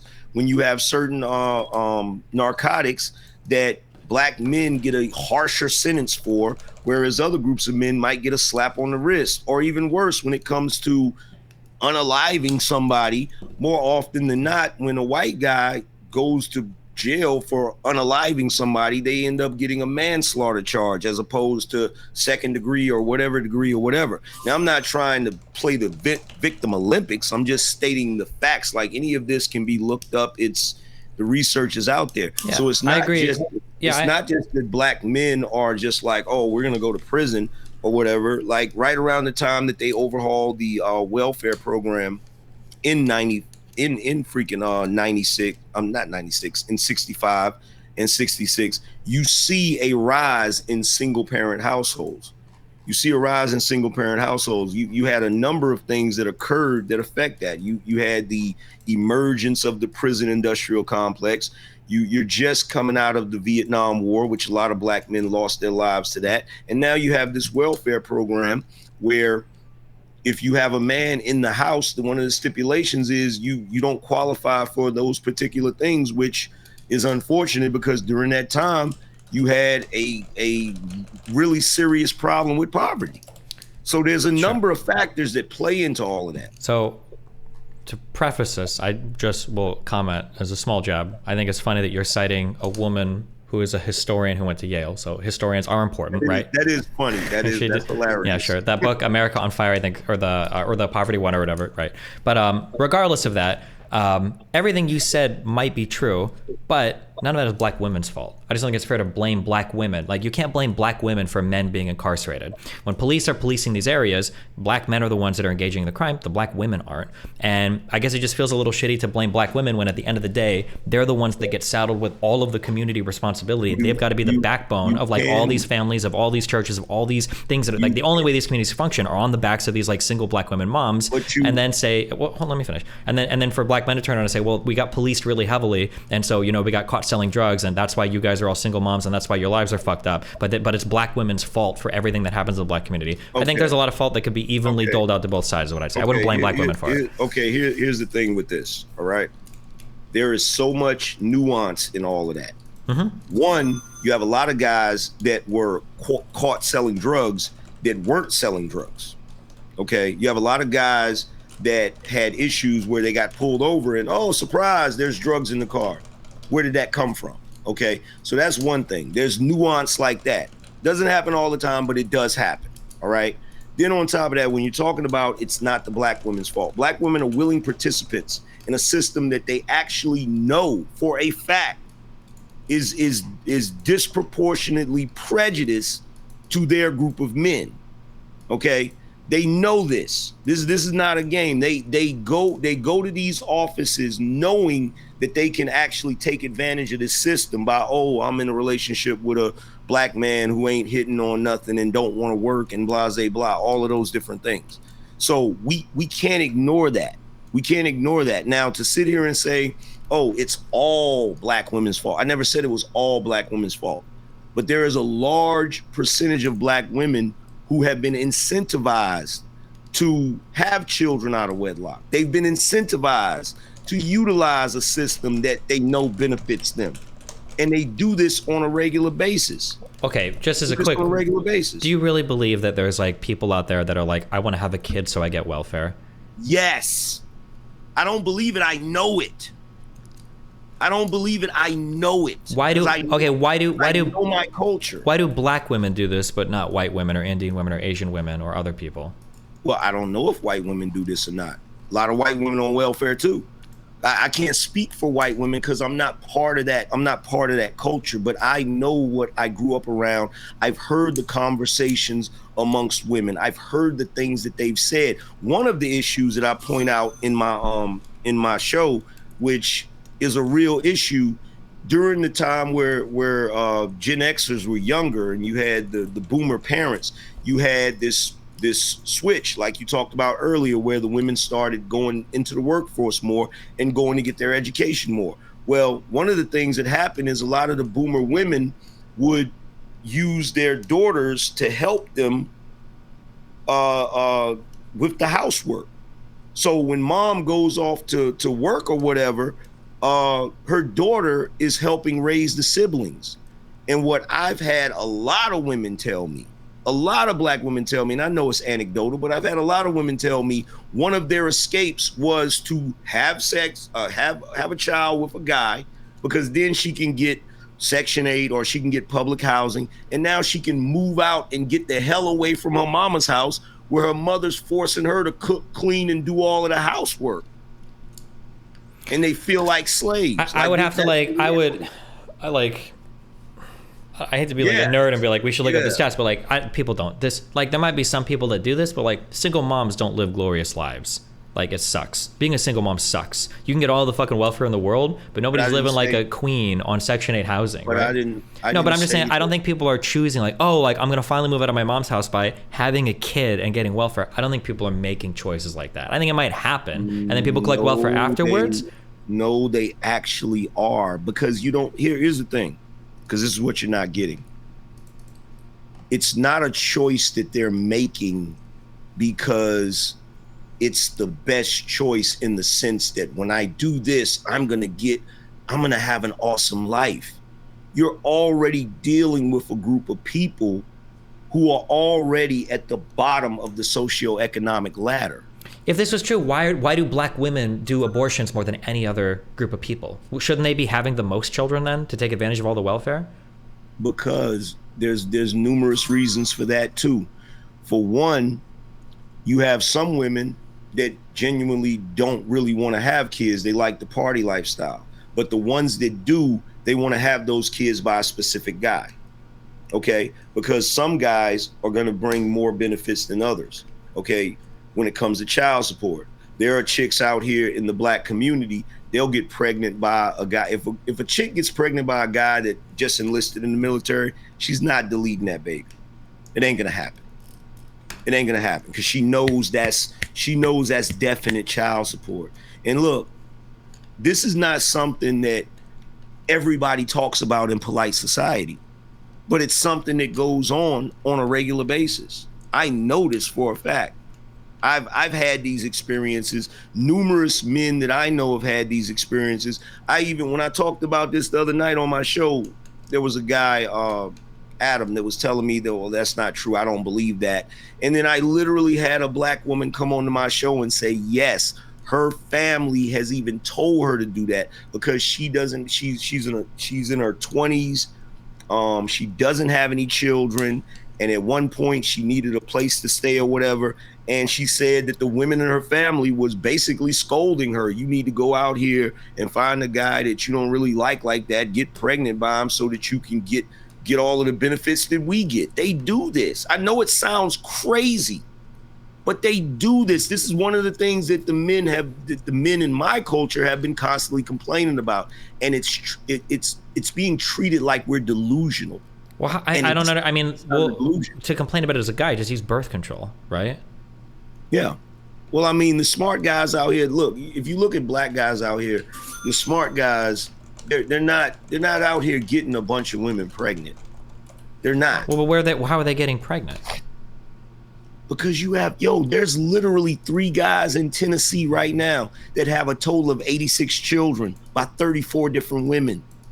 There are guys out here that have 10 children by 5 different women. There are guys out here, like when you go look at the CDC stats, when it comes to the deadbeat dads, mm-hmm. that actually represents a small percentage of the black male population. It's about 8%, right? So what's happening is you have a number of women that are basically having children with multiple guys, but it's a very small percentage of the male population. It's not all of us. So what's happening is you end up with these guys out here, and I can't name how many times I've heard this, and it's crazy. I didn't even know it was a reality. But I myself only have 3 children by 1 woman, right? So you have these guys out here that'll be like, yeah, my dad had 19 kids. Why? Okay, then if women are choosing, if black women are choosing to get pregnant for the welfare and all that shit and child support, none of these women are getting child support then, if there's one guy knocking up like 30 fucking women, right? So why would they even do this? Why would they make these choices? Because the way that system is structured, right? Even if you can't extract child support out of the guy, right? There are still numerous programs that you can get. I know a woman that had, I think she has like 10 children. Habitat for Humanity gave her a house. Yeah, but do you think that's norm? But that's not the norm, right? It's not the norm. That people are getting free houses for having kids in black communities? No, I don't think so. That's not the norm. Okay. Look. Well, here, I'm curious. How many, if we, and I'm not trying to like, I need like 52.8%. I don't need like an exact stat, but like, how many women do you think in the black community that get pregnant? How many of them, like what, like roughly, what percentage of them are just like looking for a welfare check? Like, just so I can get an idea of like where you think the scale is. I could tell you how many are pregnant out of wedlock, which I think is a little above 70-some%. But so far as their motive, that would be a little harder to pin down. Because I'm not saying that all of them. What I'm saying is that is a cultural trend. And the reason why it's a trend is because you have women that will school their daughters to do that. Yeah, I guess I'm just curious because like I'm sure it's happened. I'm not gonna tell you it's never happened, but I'm just curious like where you think like do you think this is like 2% of the community, which would be pretty fucked up, or do you think it's like 50% of the community that's like super fucked up? Like yeah, I'm just curious what you think like the number is, and then I'll do research on it later. I'll try to look it up, I guess. I've literally never thought about because where would you get a census for that? But the issue is that like I guess the issue is that you're content to blame, or it feels like it. Maybe I'm getting a bad rating. You correct me, but it feels like you're content to blame the majority of the black community's problems on black women. But then you're relying on a lot of like, I know a woman that told me this. I've got a friend that's done that. Like, and it's like, okay, but how do you know that this is representative of the black community as a whole? Or how do you know that like in different towns or cities, like this is how it works everywhere? Like it seems like numbers or census data on that would be pretty important. The reason why I know it is because every single time there's an issue with Section 8. Right now, recently they just had an issue with Section 8 where a lot of the landlords in Atlanta have stopped taking Section 8. So guess what? Black women are all across social media crying about it. Well, but what does that show? I mean, like if you genuinely need the assistance, of course you're going to cry about it, right? But no, it's not. It's some that genuinely need the assistance, but it's a lot that continue to live on it. These are people that live on the system the majority of their life. They're not using it in the sense that they're supposed to use it for, where, oh, I'm down bad, I have some issues, let me use this so that I can get on my feet. They're not doing that. What they're doing is they're looking and finding loopholes to continue to be on that system perpetually. That's the problem. If you have a kid, you're going to be on the system. If you're a single mom, of course you will be, right? You're not going to try to like get out of like Section 8 housing or assistance for your child if you're a single mom and your kid turns like 3 years old, right? Mm-hmm. I don't know. I don't see that like I don't see like single moms looking for assistance from the government as like a negative thing. Here's the thing. Hold on one second. I got my guy Patriarchy here. I'm gonna bring him up. I didn't just want to bring him up and have you feel like I'm ambushing you or whatever. But yeah, knock yourself out. I know he wanted to get a piece of the conversation. Patriarchy, what's going on, man? Let me ask you a question, right? Destiny, you said you can't blame, I guess, the failures on the black community on black women. Is that what you said? Can you refresh that for me? Yeah, I don't think you can't like blame all the failures of the black community on black women. I don't think that's fair. What about blaming the majority? I don't think that's fair either, especially when it comes to child making, because it takes two to tango. It's men and women. Correct, right? But the thing is, if you're telling me that in certain parts of the world, as you said, they outnumber men 3-1, why would you not then at least, I'm not saying blaming is going to do anything, but why would you not say that there's some responsibility for what it is that they're doing? Also, because the question, wait, let me just answer that. Because the question is, why do they outnumber men 3-1? It's because a lot of the guys are getting locked up. Okay, and I think that that is the man's fault as well, right? Sure. But in general, even outside of the men that are being locked up, there's 1 million more black women than there are black men, right? And in your earlier statements, you said that they were the backbone of the community. If you have a backbone of a community and the community is failing, then I think you have some ability to place responsibility on what you said that backbone was. Well, yeah, but I mean, like, they're not the backbone because women want to be the leaders of the black community. But that's essentially what's happened in a lot of these communities. Tell that to the squad that women don't want to be the leaders of the black community. It looks, as you said before, they're doing better in school. They're certainly making all the steps to become those they leaders. do, because they have to, because black men have failed them. Okay.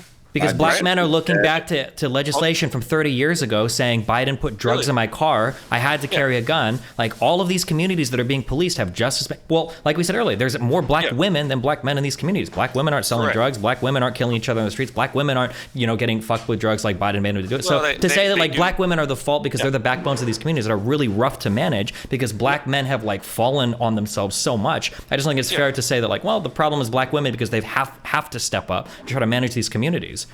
But it's, as you said before, it takes two to tango. So if you're why don't you share responsibility in that blame? I don't disagree with you, right? I personally think Biden's crime bill was very effective in terms of lowering crime. But what I'm saying is that if I go to a community and you make up the majority voter base, right? Also, another reason why I think that the blame should be at least somewhat at somebody's feet is because who's consuming most of that welfare spending? Yeah, well, it would make sense that black women are because black men run from their families, right? So of course, no, but also real quick, when you say, I just want to be really clear. Wait, you can answer that, and I just want to be really quick. I'm not going to say black women are blameless. I'm just saying that the responsibility should be shared. It's probably a 50-50 thing. Because for every black man that stepped on a black woman after getting her pregnant, there's a black woman that fucked a black dude before getting married or deciding to use birth control, right? So I think there's equal blame there. But I wouldn't say that it's like most of it goes on black women. I say there's like 50-50. Well, here's the thing. No, because you said something. We gotta clear that up. Black men do not run from their families. That is a total misnomer. And that is that is something that has been pushed for a very long time, and it is not accurate. As I stated before, when you go back to the 70s, you start to see black men leaving the households for numerous reasons. It wasn't just because they just decided, oh, you know what, I don't want to be a father. That's not true. They actually came out with a study, and the CDC numbers disproved that. So let's wait. CDC numbers disproved what? The black household having single moms is not like a myth. No, I didn't say that. What I'm talking about is nowadays black fathers are actually in their children's lives more than any other demographic, even if they're not in the household. So no, if we're come on, that's not true. Go look it up. I have looked it up, and I know exactly CDC. I know exactly the CDC. fucking PDF. Yeah, what they do is they do a whole bunch of like really clever number games to basically try to say that. I remember reading this thing, the truth about black fatherhood, and then it goes into stereotypes of black fathers. What they try to say is that like, of the fathers that are absent in their child's lives, black fathers tend to be more involved than the other people that are uninvolved in their children's lives. But as a whole, for like whose fathers are more involved in their children's lives, the black community is the worst. Now, of the ones that are uninvolved, maybe the uninvolved, or maybe the black fathers that are out of the household are a bit better than like the white and the Asian and Indian and the Indian fathers that are out of the household. But as a whole, well, wait, hold on.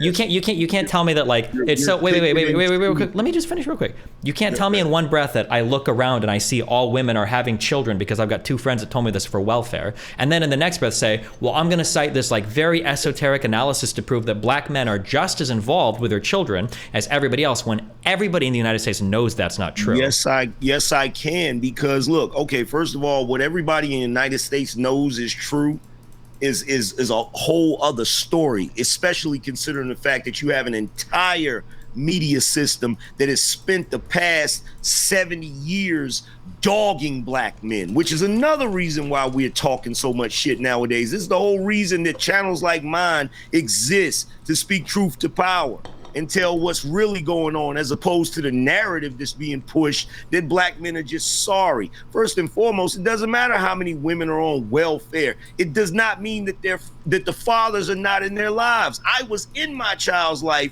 and my kid's mother still went and got welfare. So that's not true. Yeah. I do think that when you're talking about fathers running out, right, I do think that you're not really taking note of the court system, and they really don't have a choice when 90% of custody is going to be awarded to the woman. Yeah, but that's because the women are the ones taking care of the kids. Black fathers, because we. How do you know that? Hold on. So let me just clearly state it. So you guys think that black fathers are being kept out of their child's lives because of the courts? I think there are some. Right? Okay, wait, hold on. If Some. When you say system, some, like 40% or 1%? I need you to quantify that for me. Well, I can quantify that 90% of custody is awarded to women. Okay, and I can quantify that less than 48% of black women get child support because their baby daddies don't even pay it. So I'm asking you, when we have an epidemic of single mother black families, do you think that most of those black men are being kept out because of custody arguments with judges? Yes. Okay, yes. That's delusional. That's delusional. But when you look at the ratio, when you literally have a system that will award a woman custody 90% of the time, you can't say every single time it was the man that didn't want to be there. The men don't have a choice when you know if you go into something you're going to lose 90% of the time. The reason why women are awarded custody most of the time is because women are usually the ones taking care of the kids. It's by choice? That's not true. That's not true at all. Of course. Wait, hold on. You're telling me, let me hear that. You think that men and women in the black community take care of children at home equally? That it's just as likely for the woman to work or the man to work, and both of them are just as likely to be taking care of the children? What I'm saying is that the court system... Let me say this. First of all, the women are not taking care of the children. Most of these children are wards of the state. They may as well be. The state is taking care of those children. The food stamps is feeding them. Section 8 in public housing is putting a roof over their head. These women are not doing anything except presiding over these children. Not to mention the fact that there is an epidemic in the black community of children being abused. And if you go look up the stat on that, the majority of the time that they're being abused is when they're in the custody of their mothers. I just recently did a story about a mother who literally deleted her child, and when the police arrested her for it, she confessed. The reason why I did it is because she loved her daddy more. Literally, she confessed. I can't. This is not even my opinion. Yeah, I can't argue with like the stories you give me. Like I can give you one story for every other story that you've got. I can't argue with that. If you think the majority of black men aren't in their households of their children because of like judges, I don't like. You could never give that. No, there's no stat. There's no way you could ever spread. That's just an insane. What I can do is I can look at where custody is being awarded. I can look at where the welfare money is being distributed. Right. I can look at, so for example, even what you said earlier about women getting houses, I can look up something as simple as Section 8 vouchers. You're making it seem like these women are just, that they just had to do this hard job of taking care of their child. If it wasn't for Section 8 welfare, food stamps, and a court system, you don't know what would happen. Well, yeah, because working and taking care of a kid at the same time is not possible. You need help. You can't do that as a single parent. So when you say, where is the welfare money going? Probably going to the people that have the child, which is going to be the mothers, of course. But Section 8 and food stamps is not... Who's giving the mother the child? I mean, both of them are, right? We just said that the court system 90% of the time gives the child to who? Why do you think 90% of the time the mother is getting the child? Because I think our court system has a bias towards giving children to women and ruling against men. So I just want to hear this so it can be stated because it's ridiculous. You think that at least 50% of those black men would have fought to keep their children over the mom. You think that? Yes. Okay, I don't know what to say. I think if those black men, I'm totally clueless, or you guys are lying to like make a point. Hold on a second. Yeah. If those black men would have been armed with daddy government to get Section 8 welfare, food stamps, WIC, PPP loans, tax write-offs, or whatever, right? Look, anybody can take care of a kid if you give them all that stuff. And then when you have the court system ruling that you're going to get the child 90% of the time, the men are automatically from the rip eliminated. Okay, so how do you square this away? And maybe you don't agree with the Angryman who said this, so maybe the Angryman wants to amend a statement. Yeah. How do you square this away with the fact that like it's only like a few black men are knocking up like 50 women? Like you're telling me those men, if it's only a few men that are fucking over all of the women giving the babies, are those guys just trying to find a kid that they can eventually keep, or what's going on there? Would that guy want to keep every child, or what? No, those are the deadbeats. That's why I cited that stat. 8%. Those are the deadbeat guys. No guy of any value is going to try. Let me say something. The difference is, right, that those men don't get handouts from the government and sympathy from people such as yourself when they do those things. Wait, but you could. But when women, so you're telling me there's a massive amount, those men get, the type of men that do that get Section 8 as much as women? If you have a child, isn't the Section 8 qualification only based on income? And then you also get the same tax write-off. You get the same. Look at how it's being distributed. No, you can't ask me how it's being distributed, because if more women are single moms than more dad are single dads, then of course more women are getting Section 8. Of course. Who gives the child to the mom?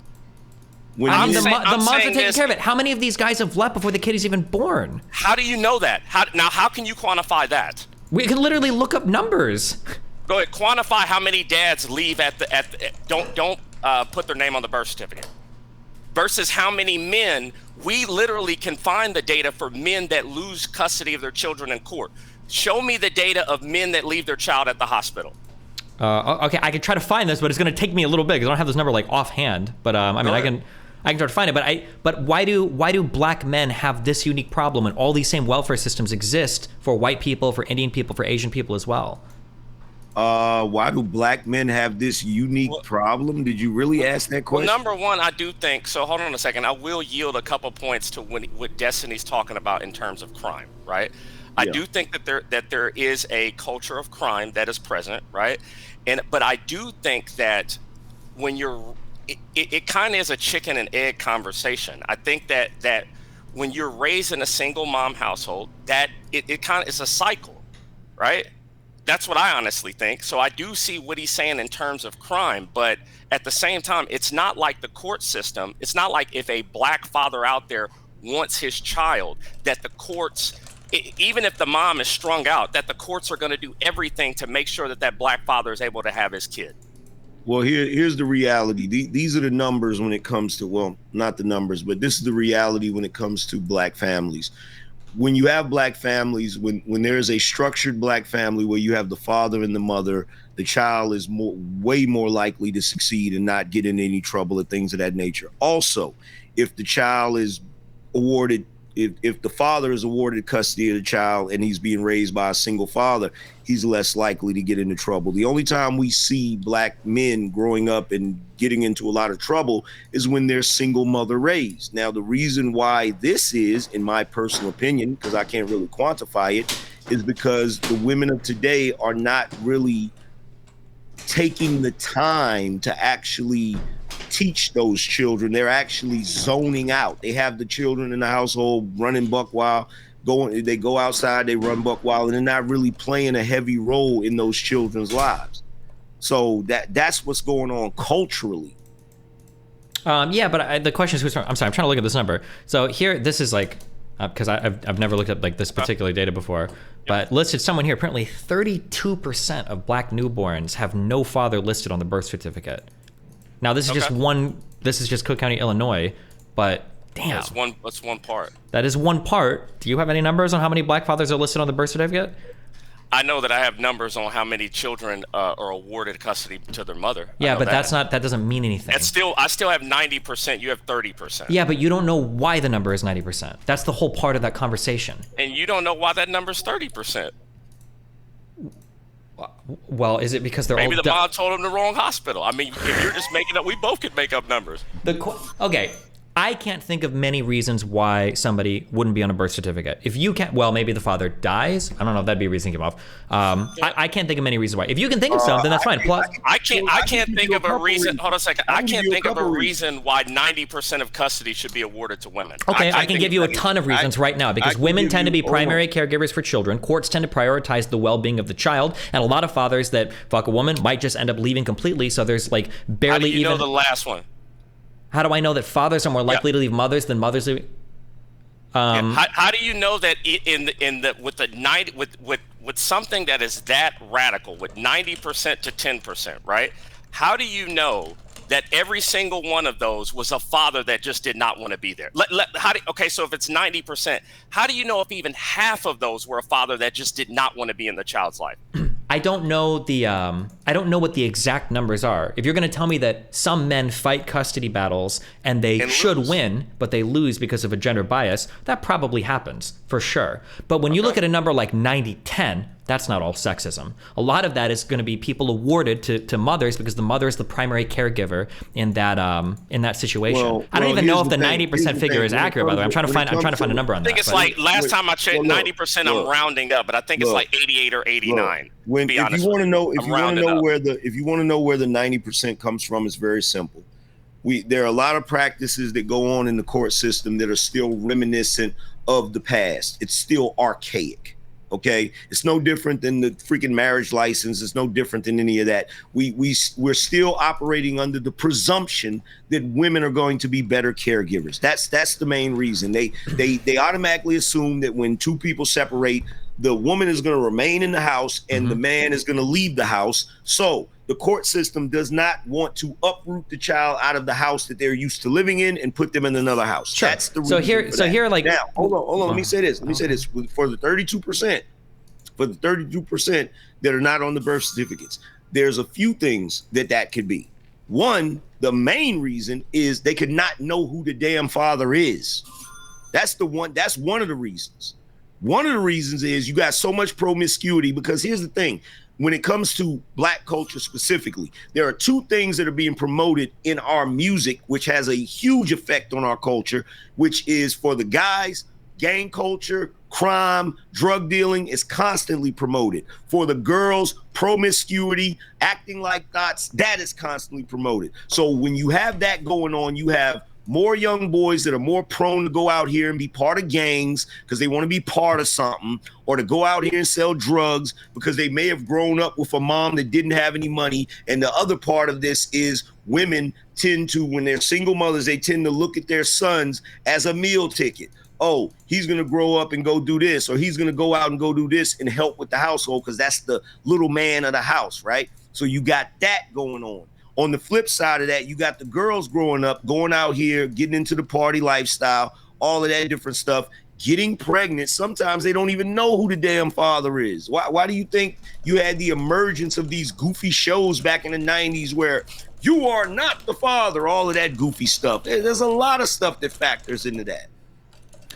Okay, so nothing you told me can be proven, right? There's no number, there's no data. It's just like your stories. I could try to find stuff. I'm just digging around to see. But like, so here's a couple of things that I found, right? This is talking specifically about like that 90% figure. That the certain men's rights groups have made the claim, and now the fucking page. Certain men's rights groups have made this claim. It seems obvious enough, given that it's that Chicago Tribune thing that I linked. It seems this fucking dog shit ass fucking thing. Hold on one second. All right. It's giving me. Still don't know what an NFT is, but we got you. It's all right. I could tell. If you need me to tell you what an NFT is, I can explain. That's my favorite episode with him, the NFT. Jesus. Okay. Certain men's rights groups have repeatedly made this claim, okay, that mothers have an automatic advantage in custody cases. It seems obvious enough given that more than 90% of the children of divorced and single parents live with their mothers. But there's more to that statistic than meets the eye. Most divorcing or single fathers, roughly 90%, never ask for custody. In contested divorce and parentage custody cases, however, the father wins 60% of the time.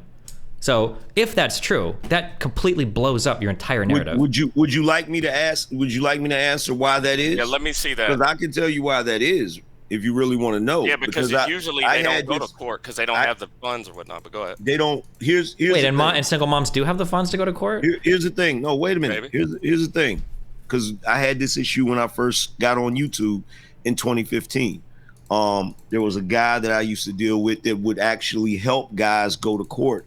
And the problem he kept encountering is most guys did not want to go to court to fight for custody because they believed they would automatically lose. But 60% win. Most fathers win when they contest. Know that. That is another fault of black men. That's more black men problems if they don't know that then. Wait, hold on. Listen to what I'm saying.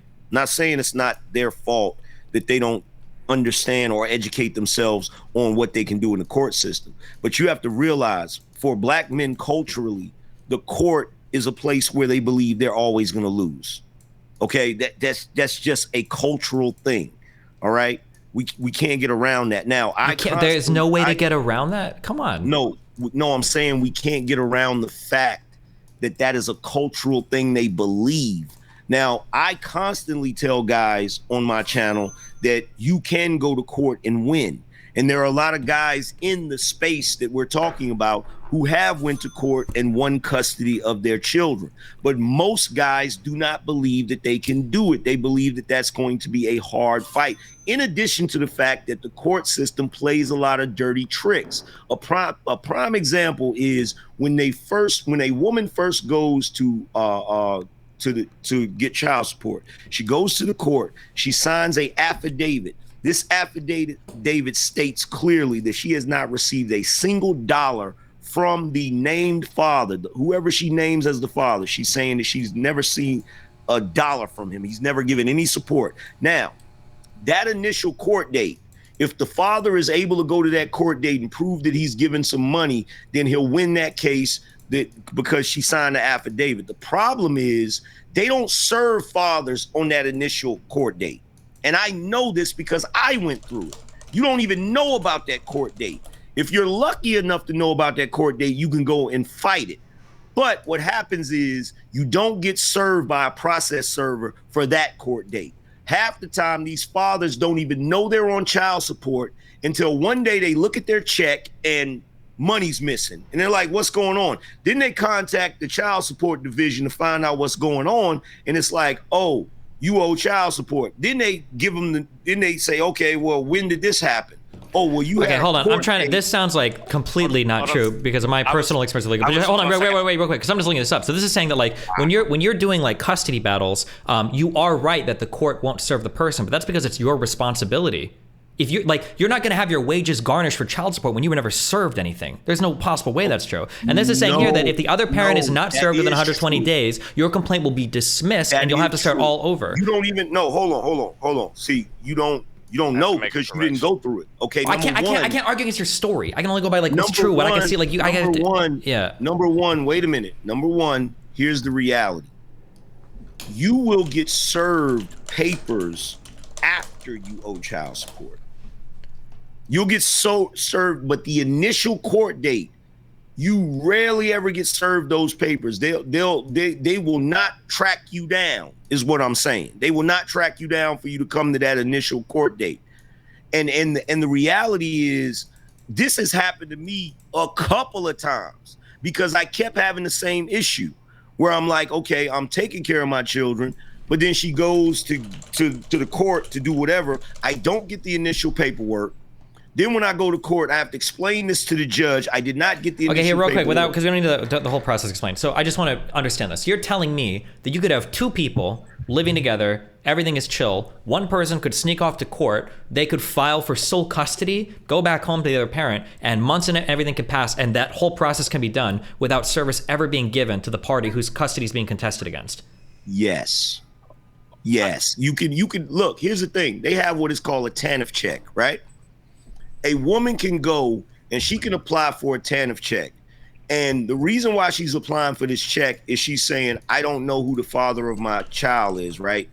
Or the father of my child is not around. I don't know where he's at, right? So they say, okay, we'll give you this I'm trying to like check. research this online. Everything is saying the opposite. Can anybody find like a source for this? Because I can't find anything of this. This sounds wild to me. Is the equivalent of child support. And that money is stacked against the father in arrears. Now, once that year is up, that check literally stops and it converts into a child support case. He's never went to court. There are dudes that are in households with women that went and did this because they didn't know any better. And now the guy that is living in the house with the woman owes child support to the woman that's in the same household as him. I'm just trying to find like any like external thing. I'm just curious on this. Yo, the court system is screwed up, bro. When it comes to child support, it is screwed up and it is biased. Can I just address one of the articles Destiny put in the chat or the private chat? Yeah. I think it was the Chicago Tribune. He was talking about the 60% of the time, the fathers, if they fight, they win.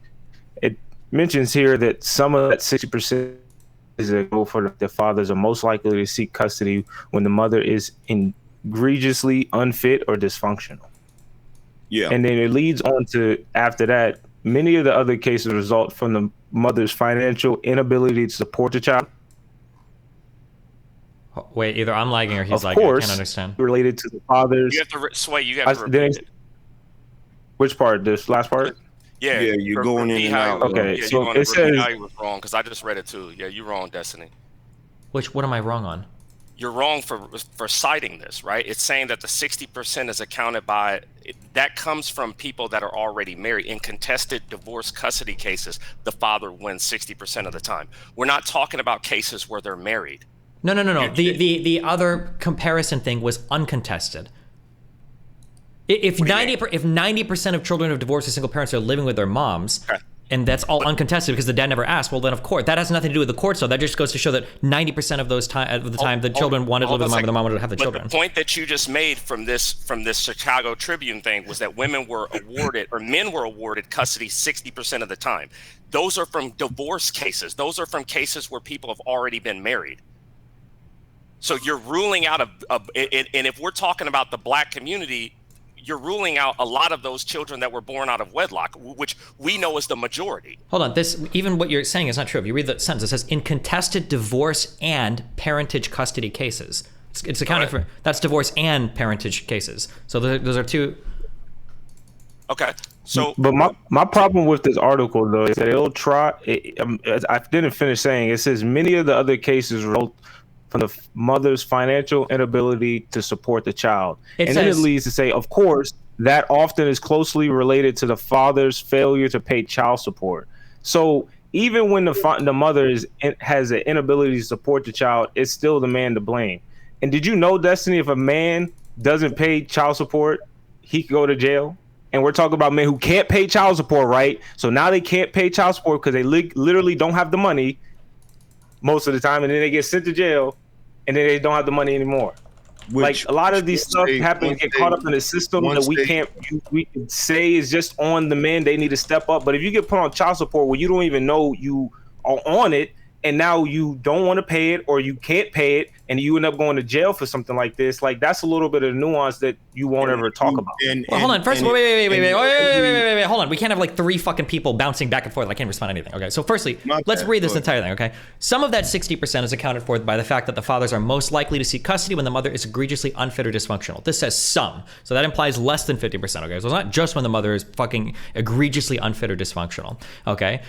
When you talk about like going to jail for not paying child support that you didn't even know that you owed, I've been through the child support process because me and my kid's mom are separated and I wanted to do everything by the courts. My understanding from my personal experience is that both sides have to be served papers. You can't, when you go to a court to file when the father is known, now if the father is unknown or something, that might be a different process, but when the father is known and you are seeking relief from that person, when you go to file those papers, service has to be given to the other member of that complaint. It'll be listed on the paper, like for the county clerk to like file the paperwork, pretty sure both people to be involved. Now, there might be some like extra cases where that is not the case. I'm Googling like crazy to try to find it, but every single thing that I'm seeing is saying you must serve papers. You have to serve papers. That you're not just gonna wake up one day and have a child support order against you and like, holy fuck, I didn't even go to court for this ever. I've never seen that ever. It says you have to serve papers, but is that, look, there's a difference between service, right?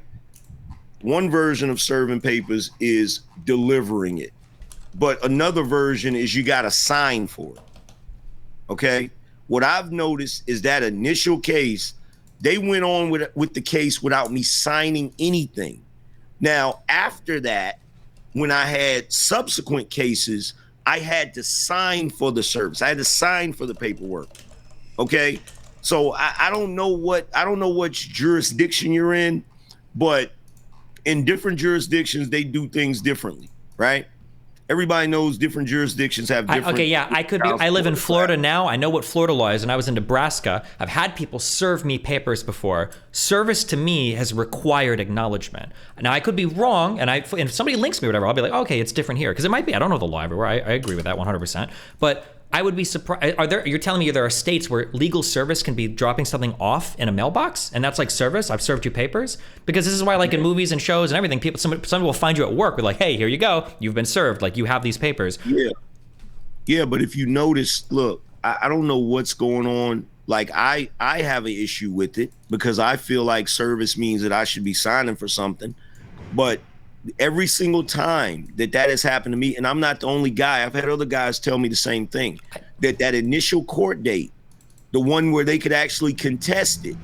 They didn't get service. They didn't even know. They didn't even know until after they owed it. And it's crazy because what happens, just like Sway just said, you know, when you don't know or you actually get locked up for it, whatever, you're not really locked up for child support. You're locked up for failing to adhere to a court order, right? That's the loophole, because they're not supposed to be locking you up for owing child support. Yeah, in California, you have to do, I mean, like, if something happened to you, maybe you missed it, or maybe something happened, or I can't speak to your personal story, but like in every state I'm looking up, like according to the judicial branch of California, the party who chooses to begin the legal process must notify the other and must do so through the service of papers. Within the context of child custody, the parent seeking custody has to serve copies of their filed paperwork to the other parent. Like, I don't think you can just like say like, oh, I served them and now they're garnished and now they're getting locked up for child support. We're dealing with the court system. And when you're dealing with the court system, there's a whole lot of loopholes that are used for numerous purposes. And like Patriarchy said a second ago, it is biased in favor of the women. I don't believe any of this. If you guys want to like link me something or whatever, that's fine. But we can't just keep saying it's biased. This is my story. Destiny, yeah, go for Destiny, it. Okay. Let me ask you a question. Yeah. The link that you just.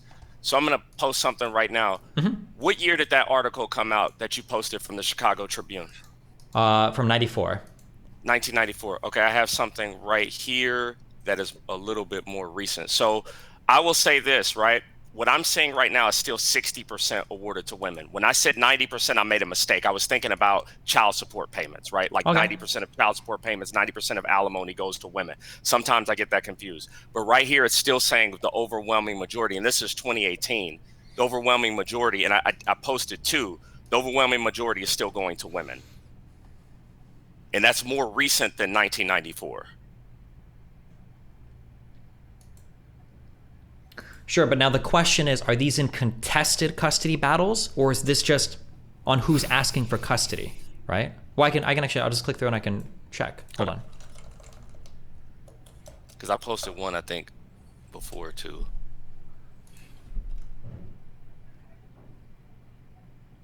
See, I came up here because I mean, we can get into the whole, you know, custody and child support system and all that. But I mean, if we're going to talk about single mothers and absentee fathers, is there no choice behind having a child? Yeah, there is. There's a choice for men and women. That's why I'm saying I wouldn't just blame black women.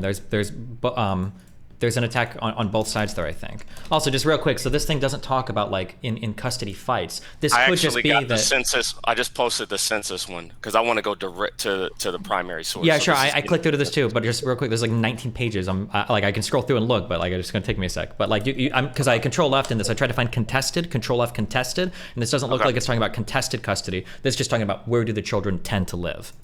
But it doesn't talk about where it's awarded. Let me look through it myself. Hold on.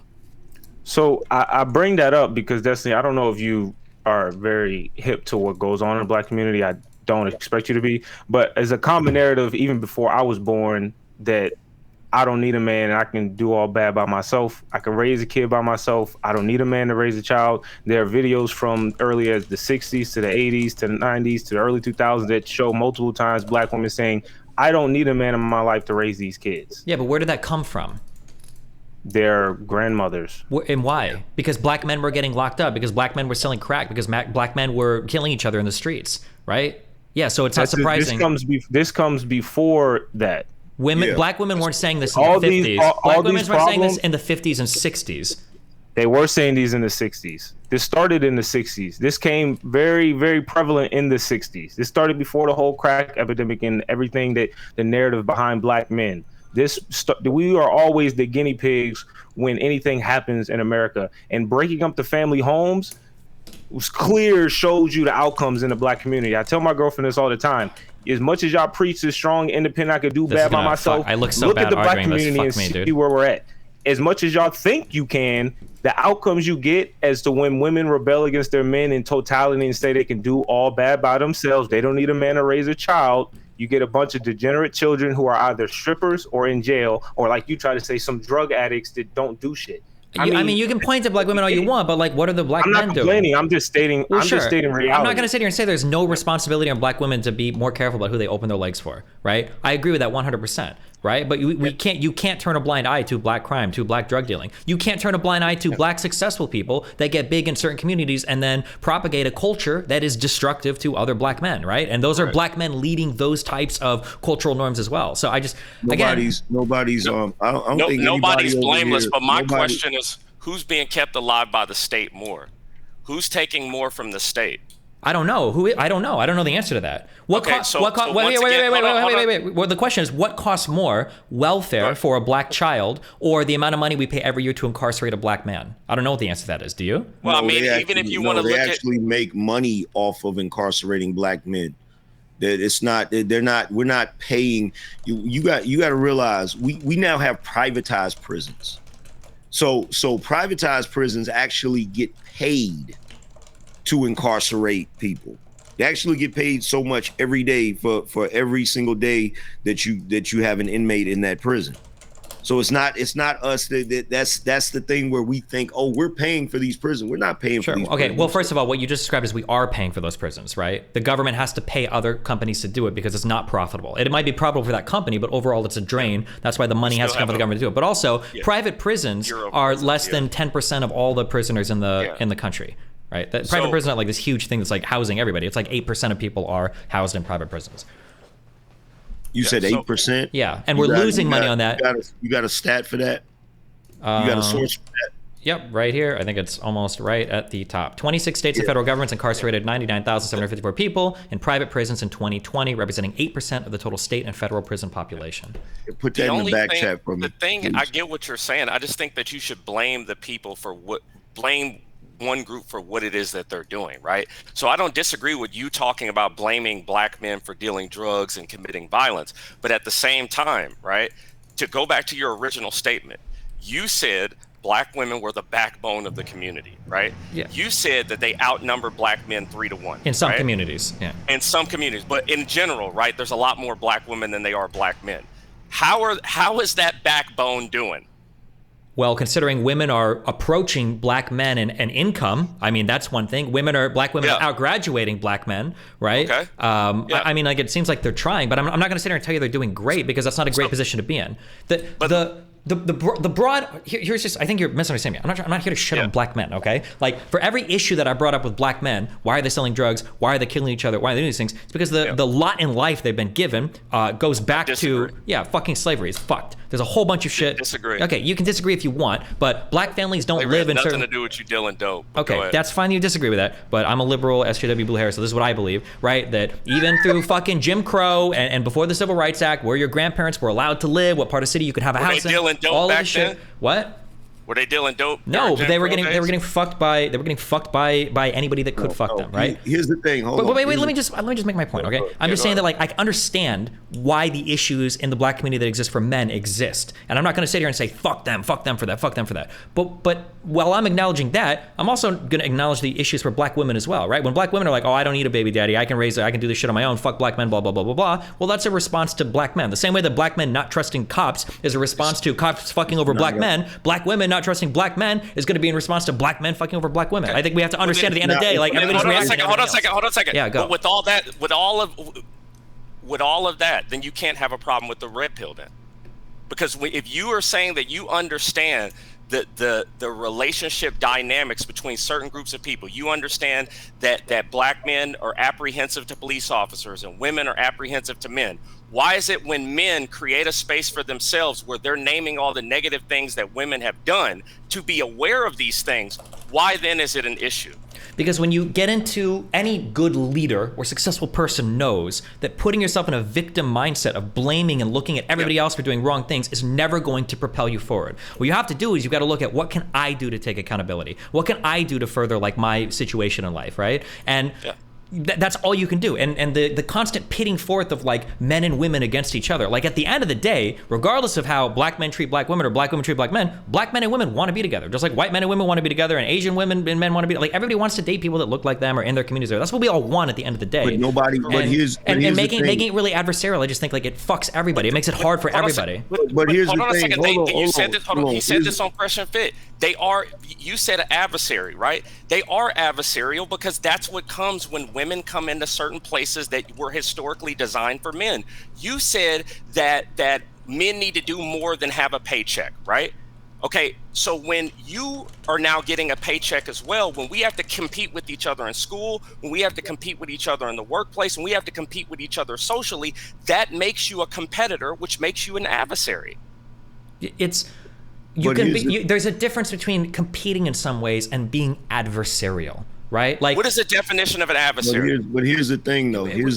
I'll let y'all know right now, though. The way you framed the Destiny, you framed it to where black and women and men are competing against each other by all stats of metric. Here's the thing. Here's the thing about this, because we got before y'all pass all of that, we got to go back to something. Okay, number one, what you said about black women doing this in response to black men.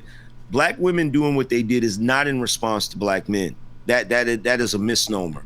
First of all, prior to the 60s, prior to the 70s, you did not have black men doing what we're talking about right now. The everything that was done in response, the 93 crime bill, everything that was done that caused that to come about, that was not the reality for black people in the 50s and the 60s.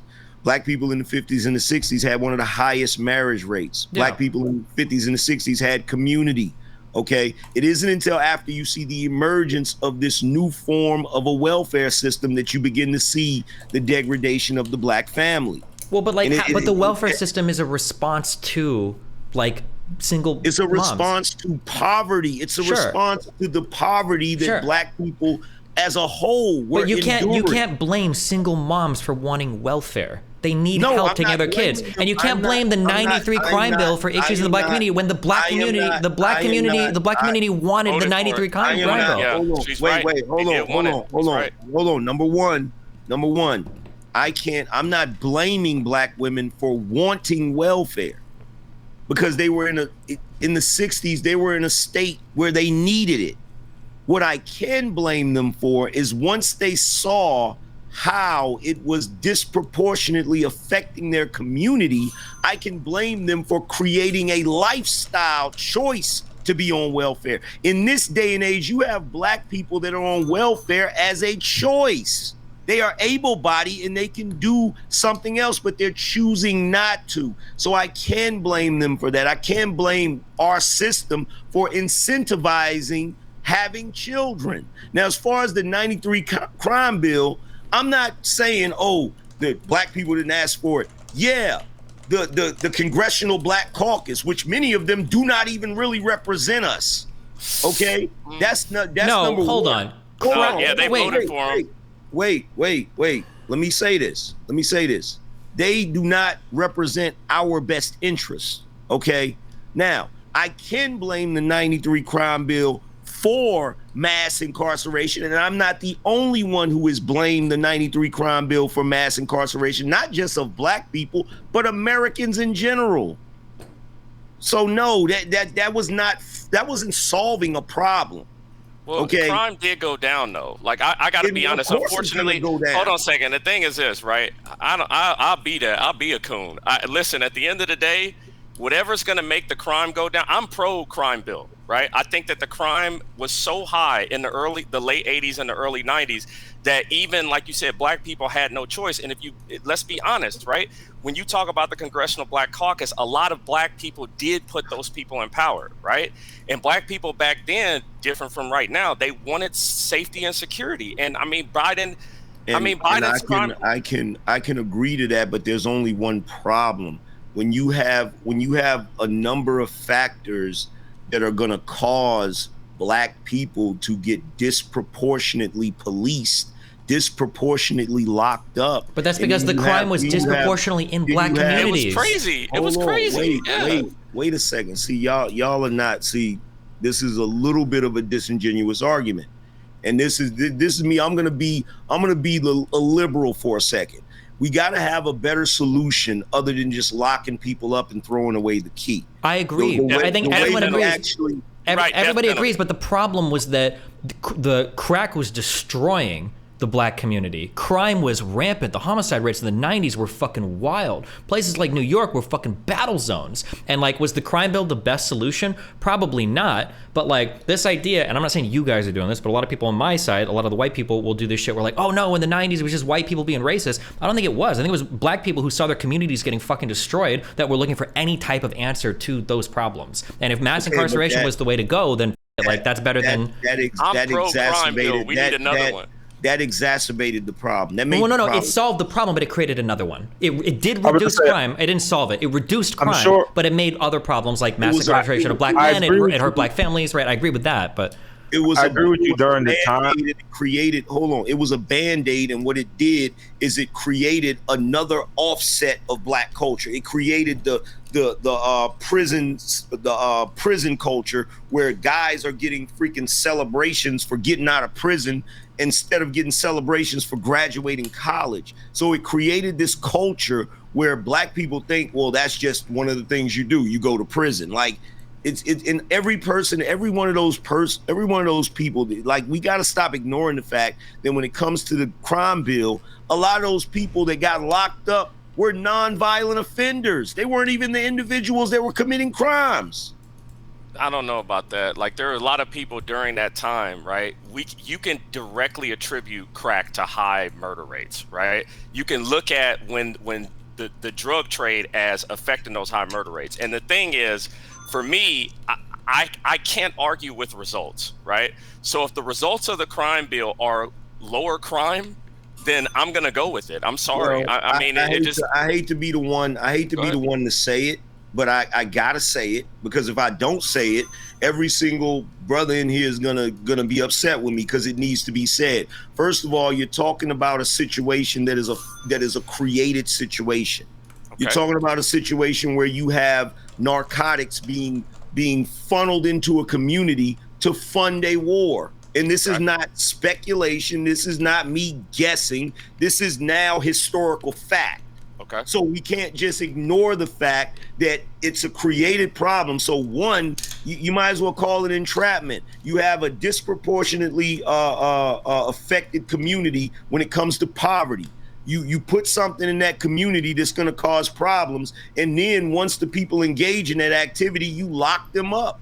There actually might even be a class action lawsuit case if black people got their shit together, if you really want to be honest. But I just had to point that out. Yeah, but at the end of the day, the thing that I think the thing that a black woman would say is nobody's forcing you to buy crack. Nobody's forcing you to sell crack, and nobody's forcing you to kill somebody over crack. Nobody's forcing her to be on welfare. No, she's not. But if she needs help taking care of the child, like I think nobody forced her to have a baby by a crackhead. Hold on for a second. The same thing that you just said can be applied to if you got a kid that lives in the projects, he has no options, but then he sits there and he sees all of these people on drugs, and he knows he can sell drugs to make money to feed himself. That's no different than these people going down there to the office to get welfare. Sure. I'm not saying it's right. I'm the liberal here. I agree with you. Okay, 100%. The situations are fucked up. The only thing I'm pushing back on is blaming just the black women. I think everybody's got their responsibility for all the issues that happen, women and men alike. I just wouldn't say it's. I think the frustration with saying like blaming just the black women, bro. Black men have been the blame of the black community's failure for the past 60 to 80 years. Before I was born, I've been hearing this shit since I was a child, that black men ain't shit. We ain't done nothing. All the negative stereotypes about us since I was a child. And then now we start talking about the discretions and issues we've had with black women for the past 60 years, for 2 years. And everybody's like, oh, you guys are talking way too much about the black women and you are attacking us. It's like, bro, we're trying to work through our issues and come to a resolution. But like you said, Destiny, as much as, you know, I think, I don't know where Angryman is, but personally, I don't literally blame the white man for a lot of our problems. I mean, if we want to talk about a welfare system, when the welfare system was being implemented, they had a study on this and how it affected the white community and the black community. For some reason, when the unemployment rate of the men of those cultures, when it was down, the women's welfare was up. And then in the white community, once the welfare, the unemployment went down for the men, the welfare went down.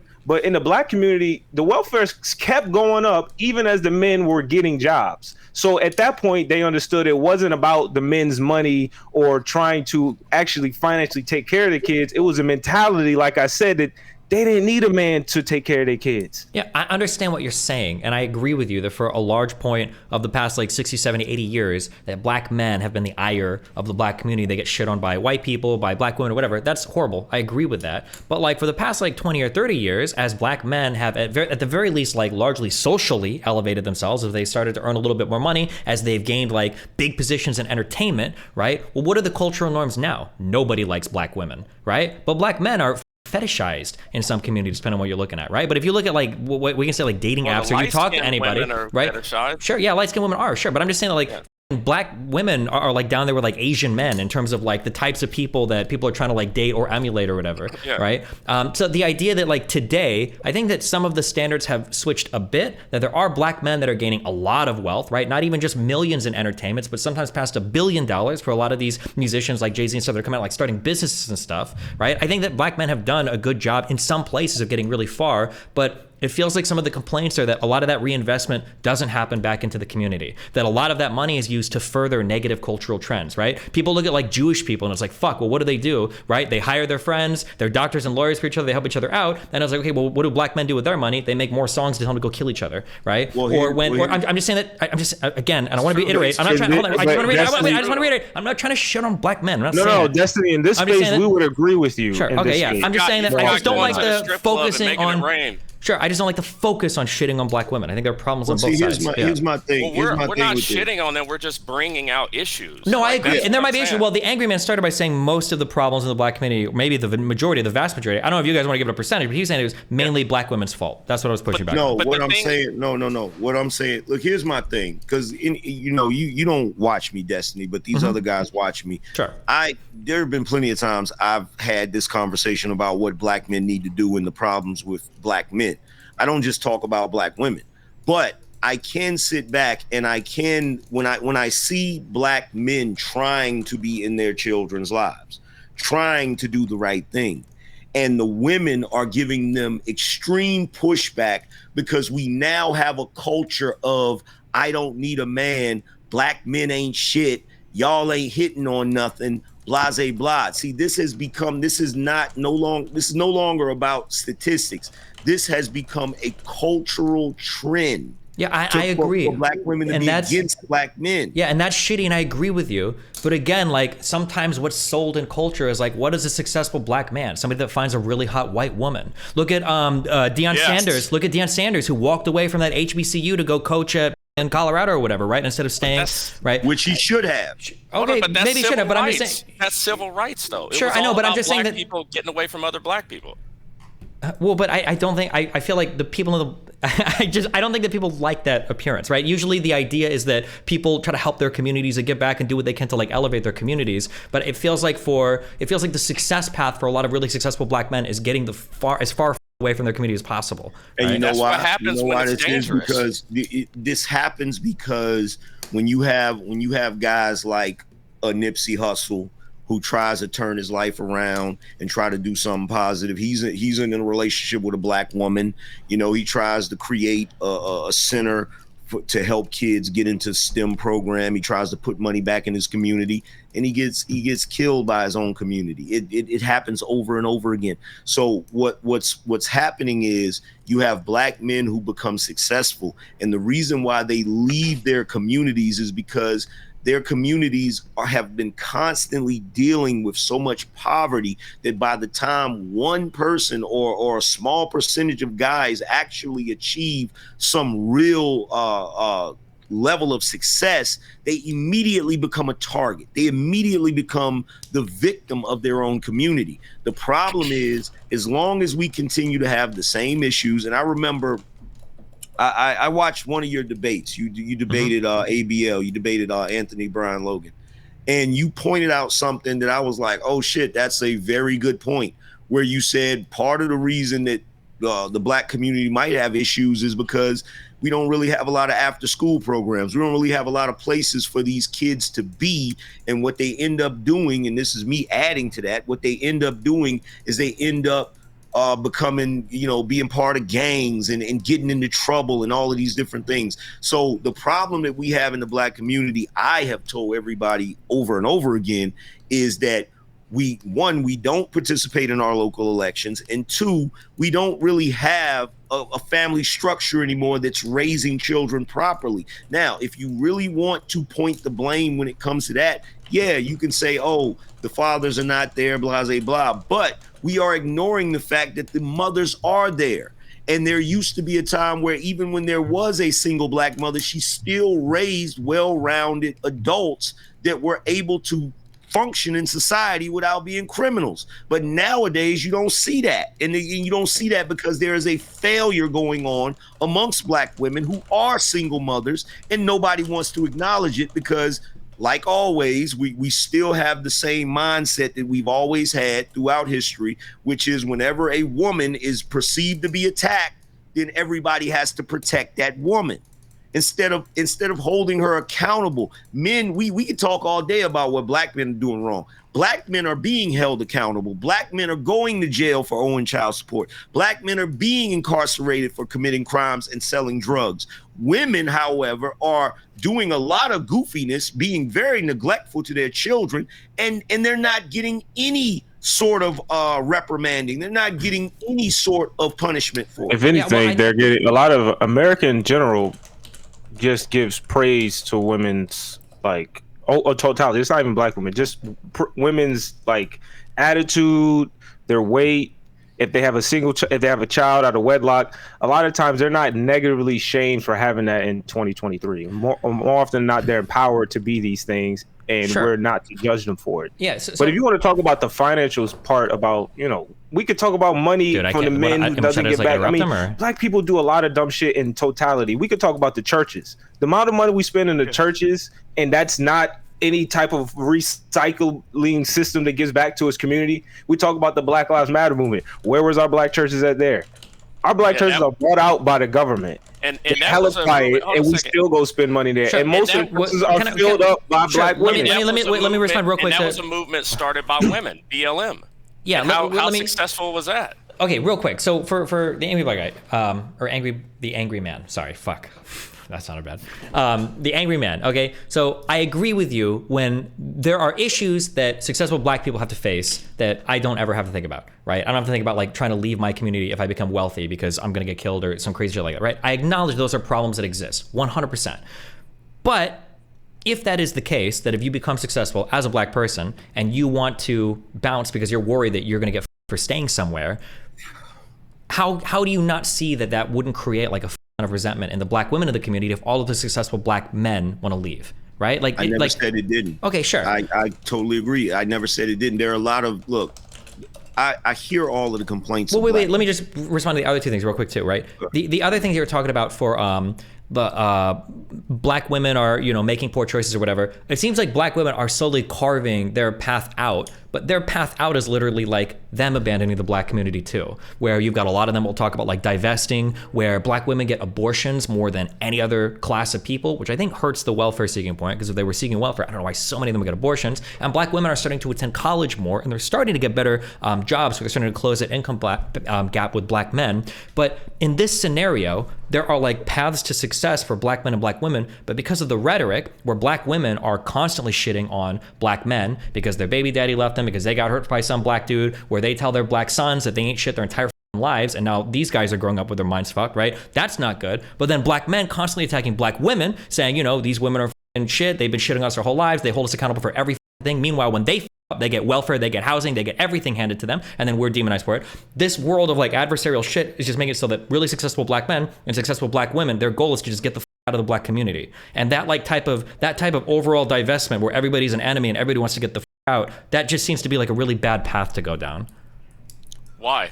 Well, because I'm going to sound like a cuck, I guess, or I don't know. I would want to see the Black community completely destroyed because all the successful people just want to leave, right? But Destiny, that's the future, though. Well, that's the future. That's progressive.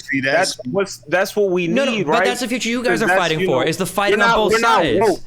No, we fight for us to stay together. Like I said, a lot of people in this space don't like Fresh and Fit. I know you've been hanging out with them, and you sure. Those are the communities that I'm. Yeah. We don't really with them, nor do we agree with them. A lot of times we want some of the stuff some of the stuff they say, but the whole like the anger part that they give with the incel energy, cool. We don't really with that. We hold black men accountable for our actions. We just hope black women could come to the table doing the same thing, where we could come to resolutions instead of trying to compromise and we both leave unhappy. Yeah, sure. I think that'd be a good thing. Just as a warning, I've got something I've got to leave for like 5 or 10 minutes, so I don't want to feel like I'm running away. But you guys can all give your. I'm not gonna keep you. I appreciate you for coming. I don't think it can work. I think the best thing is for, as you said before, for both people to just get out, right? I think that, as you said earlier, with the evolution, it's going to make us adversarial, right? The fact that we are competing for a limited amount of resources, we're both trying to get to the top, and now we're competing with each other. I mean, I just think that this is the adaptation that you were talking about.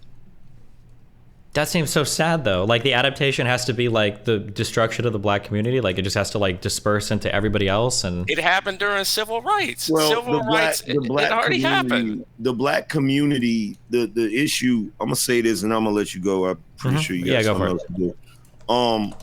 The black community.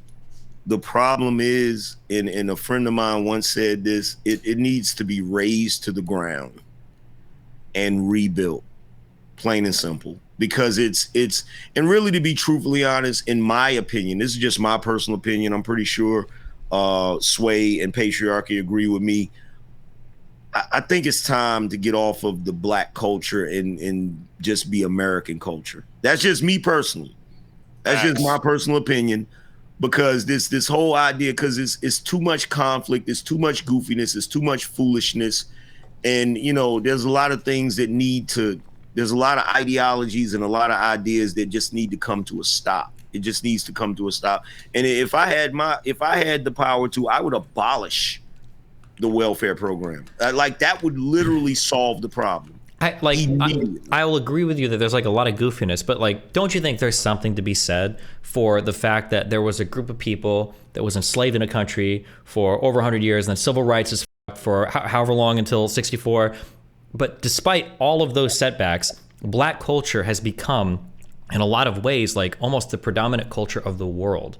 That America's most important contribution to music arguably is jazz and rock and roll. It came from black people. That the most popular form of music today is rap and hip hop all over the world. I can go to any country in the world and hear Kanye West. Well, maybe not Kanye anymore, right? But I can hear like rappers like all over the world being played. Like, I don't know. It feels like throwing all of that away because there are problems right now and just saying it, when there are so many unique contributions to like the world community from like the African Americans in the United States. It wouldn't be possible without white people. We already threw it away. And the reason why I say that, I had this discussion the other day. We already threw it away because if I were to have a conversation with the average black person, the average young black person today, they're not going to know black people's contribution to jazz. They're not going to know black people's. If I asked them, name 5 jazz musicians that were black, they're not going to be able to tell me. If I ask them who Ernie Barnes is, they're not going to be able to tell me.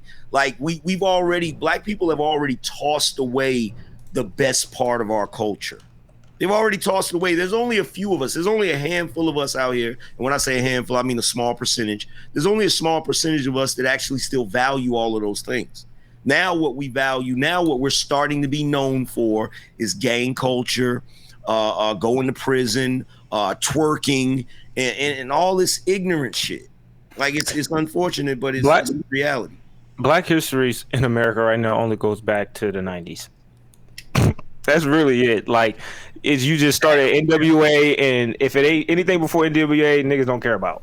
People barely know what NWA is, especially the younger generation around my age, and that's only because they made movies about them, and sure. Ice Cube is still relevant, and all these other things have been going on in the past, their childhood.